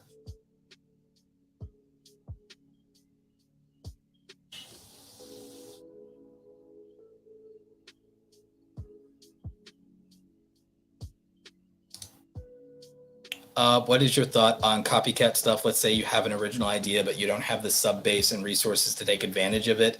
As soon as somebody else sees it, they take over. If you don't have the sub base and resources to take advantage of it, ease into and hold that thing for when you do. If I had an idea for an app and I knew I didn't have the money, the time, and the expertise to build that app, I wouldn't go telling other people about my idea and then be mad that Elon Musk or Mark Zuckerberg or Jeff Bezos steals it. Or that somebody else who's a coder steals my idea, goes to Silicon Valley and makes himself a billionaire, because I would until I have the ability to play that game, maybe I don't put that thing out. And maybe I pick something less unique that I'm going to be less sensitive about somebody trying to do or something like that. Maybe I try to play at my level. If I don't think I have the resources to do my idea justice, I play at my level until I do. Because there's no such thing as copywriting an idea. When I want to protect my ideas, you know what I do? I actually file copyrights and trademarks and do things so that there's a legal recourse for me. But you can't copyright and trademark an idea. You can copyright and trademark your execution of your ideas. And so if you're not prepared to execute on your ideas, then file and register copyrights and trademarks around those ideas and the intellectual property, and make sure you have a legal recourse. You can't be mad that somebody takes it and execute. You can be mad, but I mean, at that point you did it to yourself. And that sounds like, wow, that sounds like crapping on small people or the little guy and only give it to the big guy. I'm just telling you how it actually works, because even Walter Disney himself had to learn that lesson. Walter Disney himself had to learn that lesson. You're not immune from it just because, we want to protect the underdog or the little guy. The world does not work in that way. And if I can disabuse you of the idea that you will ever get justice without having all of your ducks in a row, and even then, it's probably better that I give you the harsh truth of that, so that you don't have to learn that from painful personal experience. You can just hear me tell you, because it's that serious. It's that serious. And you're not immune from it. If Mr. Beast can have somebody ripping off his content and everything like that, you think you're going to be spared because you're a small YouTuber? You got to figure out what you're going to do about it. And if you are sensitive about it and you're worried about it, and if you feel and you're going to get upset about it, it's then you have to realize that maybe you might not be cut out for the game if you're going to be overly emotional about it. The easiest way to avoid someone ripping off your content is make content that is very difficult, if not impossible, to duplicate via your execution. Your execution of your ideas should be so difficult, or have such a high skill level barrier to entry, effort value level to entry, or talent barrier to entry, that somebody can't rip it off because they can't pull it off. It's hard. All right, so yeah, this is the gem. This is the gem. They can't rip you off if they can't pull it off. So if you have an idea that you want to protect, workshop that idea until it's nearly impossible for any reasonable human being to do it. And then there's almost no chance that someone can pull it off and steal. If no one can pull it off, then they can't rip you off. If they can't pull it off in execution, they can't rip you off. So if your idea is so good, then now take your idea to such a ridiculous extreme in execution that only you can be known for it and only you can pull it off. And then it's your signature. Otherwise, there's no point in really being mad if someone is just duplicating something that had no barrier to entry. Because you can't really claim that it's yours if anybody can do it. That's the thing. Financial Rebel, you love the dark side. Thanks for all you do. Thank you. No, I need to get a new red lightsaber. Maybe that's my birthday present to myself. I need to get a new red lightsaber. Doc's Gambling, thank you so much. Appreciate it. Yeah, no problem. Not emotional, just trying to take advantage before other people doing it. Like I said, the biggest thing to do is then say, okay, this thing that I can do, all right, right now, the way I want to do it, there's nothing that would stop somebody else from being able to do it. So then I would say, let me crank this up from a 5 in accessibility and turn it to a 12 out of 10, so that there's no way they can do this and they'd be insane to try. if you take something to such an extreme to where, okay, if you did 1/10 of this, that'd be reasonable. But if you did 1/10 of this, it's not as interesting as doing it 100 times. Like, if you want to know one of the secrets Mr. Beast did early, is that technically speaking, before the giving money to a homeless person video, Mr. Beast had a lot of viral videos before that. Do you want to know the secret of Mr. Beast viral success? The secret to Mr. Beast viral success is that theoretically anyone could have made his videos back in the day that went viral that cost $0. That cost $0. You could have made a Mr. Beast video and went viral and blown up. The problem is you would literally have had to torture yourself because there is no way that a reasonable person would make those videos. No reasonable person would try to cut a table in half with a plastic knife. No reasonable person tries to stay underwater in a pool for 12 hours. No reasonable person tries to do it. No reasonable person says Logan Paul's name 10,000 times. No reasonable person counts to 100,000. No reasonable person reads the dictionary cover to cover, which is why people watched it to see if it was faked or if it was clickbait and then realized, oh my God, this is actually happening.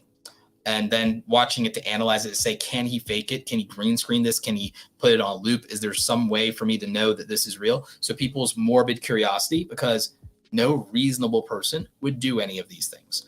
And the other things that are hard to do are feats of physical fitness that other people can't do.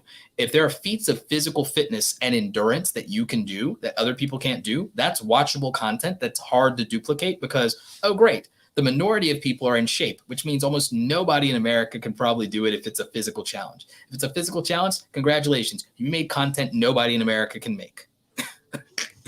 I'm being real, though. I'm being real. If you make content that is physically intensive and requires someone to be athletic, nobody in America can make that content and rip you off. Congratulations. You know, if your content requires you to have experience in a field that requires a license or something, nobody can rip you off. Anybody can do reaction videos to grappler Baki. A surgeon, on the other hand, a doctor, reacts to grappler Baki injuries, is now letting somebody take their medical expertise, go into the anime genre, and get millions of views. Because now you have a doctor reacting to the absurd feats of physical damage in this anime, this MMA fighting anime with grappler Baki, right? So it's about the unique twist, and it's about, well, okay, there are only so many doctors in America or in the world and everything like that. And there's only so many doctors that would know anime and be into it and actually know the lore. So, that disqualifies the majority of people from making this content. See, that's a primary example. Lawyer reacts to the Elon Musk thing. That makes it impossible to duplicate that content because there's only so many lawyers. You know, so someone couldn't put lawyer reacts in that. Someone couldn't put doctor reacts to that, you know. If you're a filmmaker, a real filmmaker, or at least an indie filmmaker, someone can't put filmmaker reacts in a title. If you're not a millionaire, someone can't put millionaire reacts in a title. And then this is your angle. That's your angle. But the thing is, most people are not qualified to have an angle or a gimmick. And so that's like the other thing that, like, again, people are not as clever as they think they are, because the way that you can be exceptional in YouTube or any career in the creator economy, a lot of it comes down to, how can I put myself in a position to where I now have a unique angle, and it's very hard to compete with me because you cannot use my credibility, my social proof, because it's very hard to get that, or you're not physically capable of making what I'm making. And those things don't always require resources. If you don't have money, physical fitness is an angle for people who don't have money, because you could just be fit, and that doesn't necessarily cost money. If you have a career and you got a degree and you haven't been able to make money off that degree in the real world, maybe you can make money off of that degree in YouTube because of the credibility that it gives you, as far as I can react to popular things on the internet or trendy things on the internet, but from the perspective that my degree and education allows me to talk about. And then that becomes a twist. Right? So those are things. And if you don't have any of that, and you're just I'm in my 20s, I don't have a college degree, I don't have a career, I don't have this or that. It's like, then you better be deeply knowledgeable, and you better find some creative ability or you better be willing to do something really extra for the community and know what would the community care about that is deeply important to the community that I will do and go out of my way to do. Or how can I make a character that's mad interesting? You know, like mad interesting. As far as like, what am I like? A primary example, the VTuber community. The VTuber community is a primary example. So there's all types of opportunities for people. Like there's all kinds of opportunities for people if they were actually thinking a lot harder about the idea itself. The idea itself. And then the execution. And making so if you can get the idea to be much more interesting, and then you can get the execution to be very difficult to duplicate. And that requires creativity too. It takes creativity to come up with a very interesting, worthwhile idea. It takes smarts to be able to see that that idea has an audience built in. And then the real creativity is in the execution. I mean, a primary example is that Mr. Beast knows that there's probably only so much views in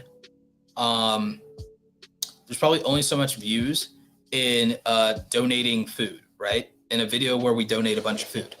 But if you can go through the drive-thru 1,000 times and like, oh, wow, did they fake that? That's interesting. And then it's, okay, we definitely didn't fake that because we also gave away all the food that we bought to people in need. Then that's like oh, that's dope. You gave food to people in need and you went through the drive-thru a bunch of times, because anyone can go through a drive-thru and that'd be a boring video. Going through a drive-thru 1,000 times, that's an interesting video. Giving away the food is another interesting twist. But by themselves, those things aren't interesting, but combined, they are interesting when they are combined. Anybody can get a bunch of their friends, and if you had the money, you can find an interesting place in the world that we would know about, and you can go survive 24 hours there. You probably get views, even without being Mr. Beast. If you go to an interesting enough place, but can you do that? And most of you don't have the money to do that. But again, even with unlimited money, most people are not creative. Most people are not creative with unlimited money. If I had unlimited money and I wanted to be an entertainment YouTuber, and my genre was going to be travel, I would research. One thing I would do, I would find a twist. Okay, you know what? If I had unlimited money, can I find the most haunted places in the world and make content about that? And that's a series that I could do. You could milk that for a long time. In fact, actually, even without a lot of money, my friend Exploring with Josh does that. My friend Exploring with Josh is a huge YouTuber, and basically he goes to a lot of abandoned, he doesn't necessarily make always do haunted houses but he goes to the abandoned sanitariums and entire abandoned undercities, abandoned and forgotten villages, all kinds of weird places. You can make an entire YouTube channel traveling to the weirdest places in the world. There's this field out in I think in Virginia that just has all these statues of presidents' heads that were from a kind of a theme park or something like that, or a monument or something like that. And you could literally make a video about that, and that'd be one of the world's weirdest places because the thumbnail makes itself. And so you could literally have an entire YouTube channel dedicated to the world's weirdest places and just show people that, and that'd be dope, and that the content makes itself. You can make a video of yourself literally sitting out in the middle of the Bermuda Triangle. Again, I hope you come back if you try that one. You could do that. If you could find out legally if there's a pyramid that you can be on top of and you can get the drone footage or whatever, you could literally make a video about being on the top, camping out on the top of a pyramid for 24 hours, surviving on the top of a pyramid for 24 hours, and people would watch it who have no idea who you are, right? So there's ways to, but again, that's absurd, and that requires money, resources, and legal permits. But that's creative. And there's people with unlimited resources who haven't come up with that idea yet.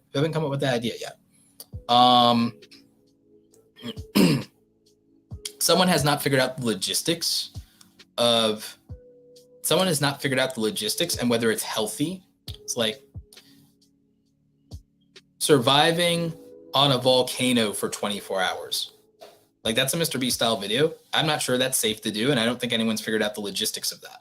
It's probably also a really bad idea. Yeah, it's probably really a bad idea. You know, it's also a really bad idea, but probably get millions of views. If you do something like, I decided to be a castaway in real life, and you recreate the thumbnail of but it's almost like, Tom Cruise Tom Hanks. Tom Hanks in Castaway, and you put yourself literally adrift, and you do that, and it's like, but in real life, and like people would click on that to see, what'd you do?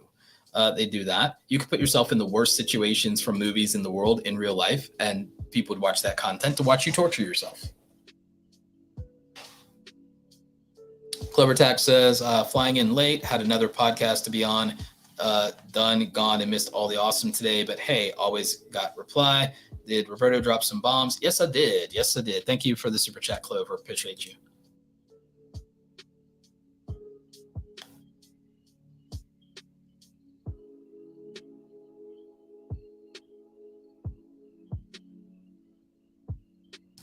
So yeah, so like, I mean, so there's things like you could always find like ideas if you make it interesting enough. I've told art channels all the time to draw figures in pop culture. Figures in pop culture would get them more views, but they want to draw their original characters and they want to be acknowledged for their original characters. I'm like, well, then I hope your views are satisfying enough, because like that's hard. And I tell people, it's like, that's just how it is. People want to see the character they like and the character that they grew up with or something like that. I kept telling people, it's like, I mean, if I, as an illustrator, like another way to be a Star Wars YouTuber is someone could do, if they want credit for their illustrations, that they could do Star Wars what if or theory content, but they could also do their illustrations, their own illustrations, or their Photoshop or whatever, or their cosplay as the background or as the thumbnail, or do that. And that could be interesting and that could work, you know? So like there's all these kinds of things people could theoretically do.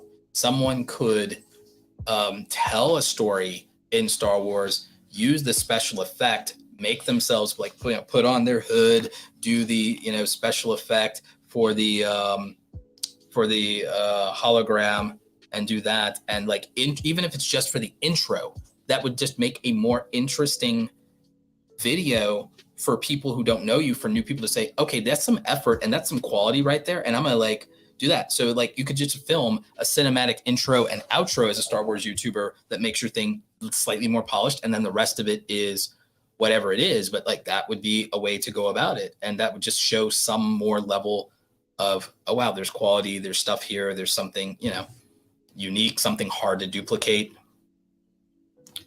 Somebody could again, there's all kinds of ways to do different things that people just don't consider when it comes to a higher standard of creativity and the execution of that creativity.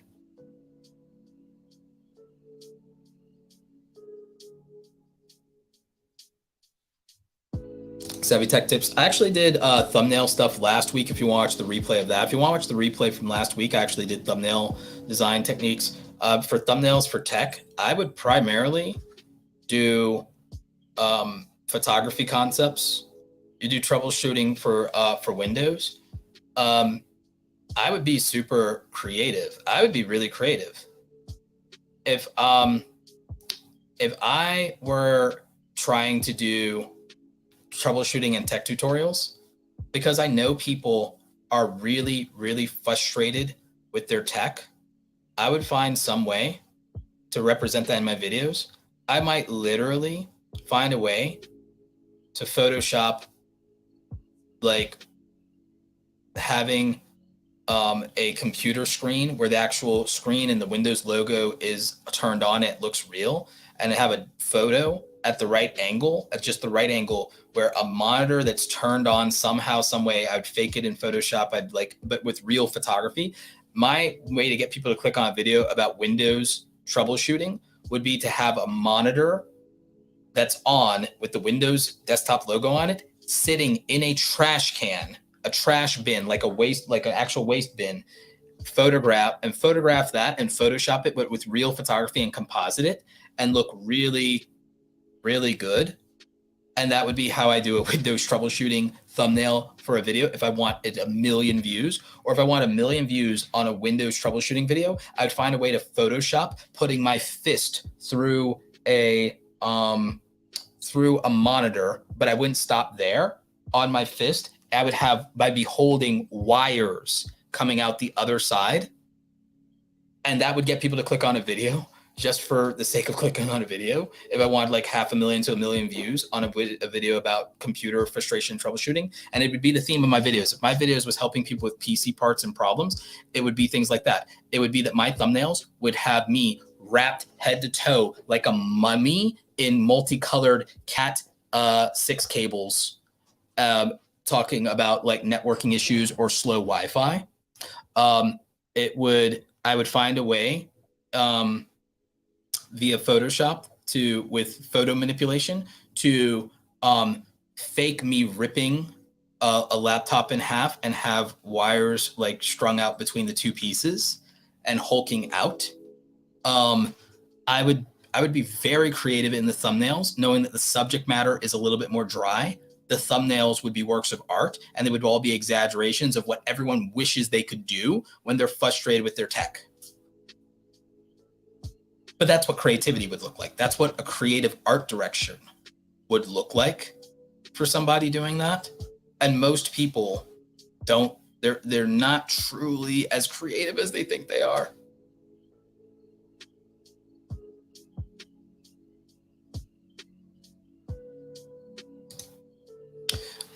This will probably be the last question, and then we're going to be out because I got to go because it's Saturday. I've got some things to do, and my voice is gone now, apparently. And we've been doing this for like 3 hours. But for this last one, Roberto, can you explain what is the idea behind having multiple YouTube channels, and what is the purpose? The purpose is that I can't have it's less practical for me to brand myself as a vegan restaurant and then sell barbecue ribs, just because I decided that I'm not vegan anymore and I like barbecue ribs.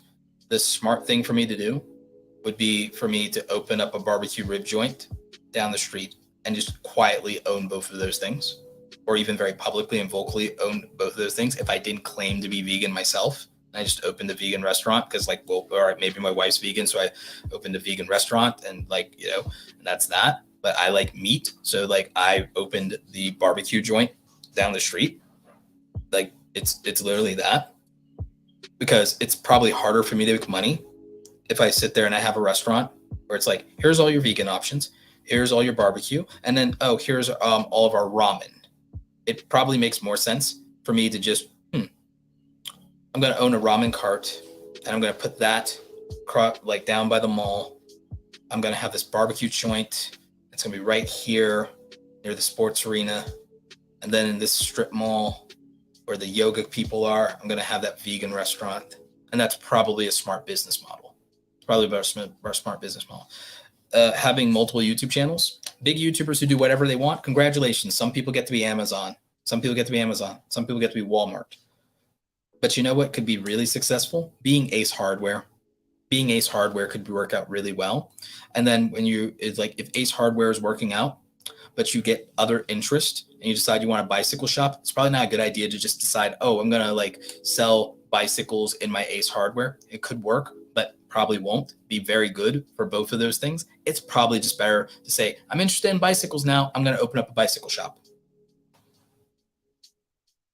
The audience, if you got the audience to sign up for something and you then bring something that's not related to that thing, related to the same people, you can't complain that they're not watching it.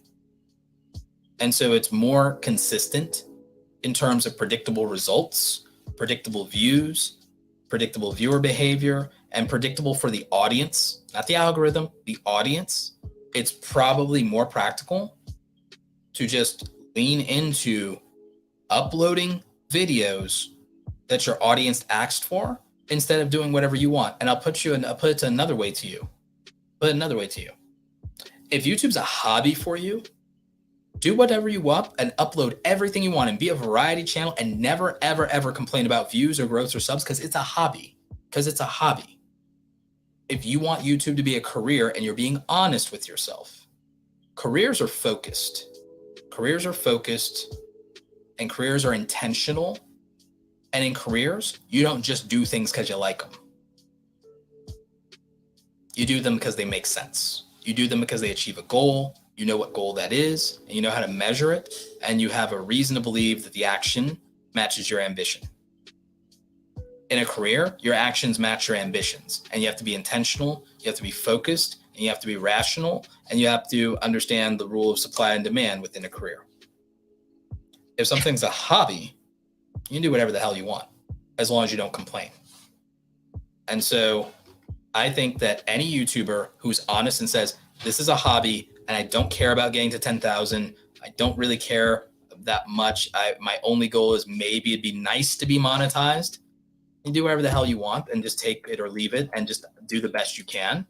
And that's fine. Not everyone has to be a full-time content creator. Not everyone has to do this as a career. Some people can do it for fun. But if you're trying to make money, you want to do it as a side hustle, or you want to do it as a career, you're probably gonna have to take it seriously. And taking it seriously means doing it intentionally and not doing something just because you want to. And that's how careers work. And I'm just being honest. So, I mean, that's just how it is. Yeah, that's how it is. And I'd say that's the big difference. But I think most people are not honest with themselves, and they think that they can have career outcomes with hobby habits. And I don't think I think that's rare. I think it's very rare to have career level outcomes with hobby level habits. That's a gem. That's a nugget for you. And it's not that it's never happened, but those people are the exceptions and not the rule. And the reason YouTubers get stuck and stay small is because they keep playing the game as if they were an exception when they have never proven that at any other point in their career. And it'd be better for them to start to understand what the rule of thumb is instead of acting as if they are an exception.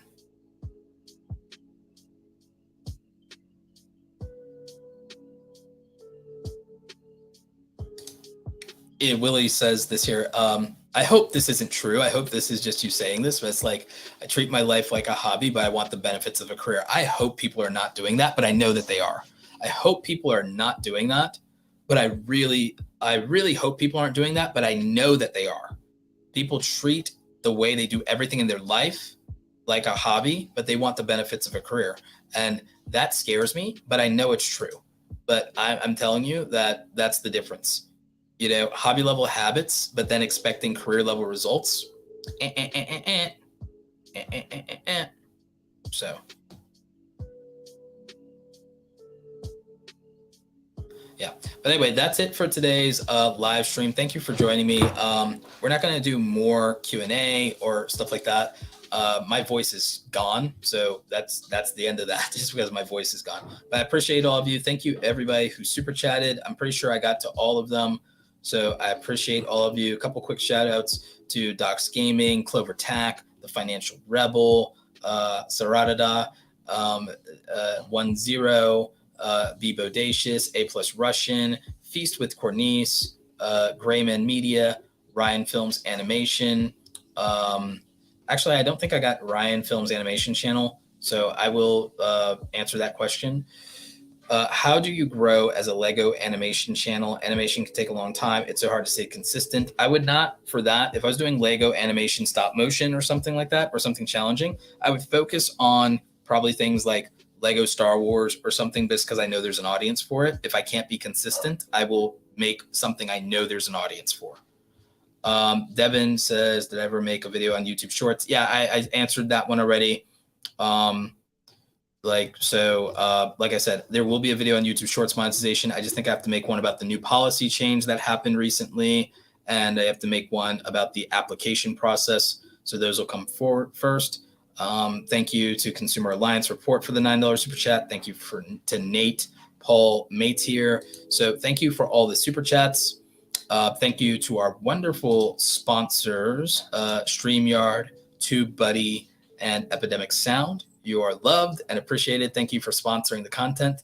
I will catch you guys, I believe, next weekend. We'll be doing this on a Sunday again next weekend, and we'll be going over how to build merchandise. We'll show you how to make merch in real time. We're going to focus on Spreadshop for that, who's the sponsor of my content and also where my merchandise can be found. So links to all of those in the description down below. All right, everybody, stay awesome.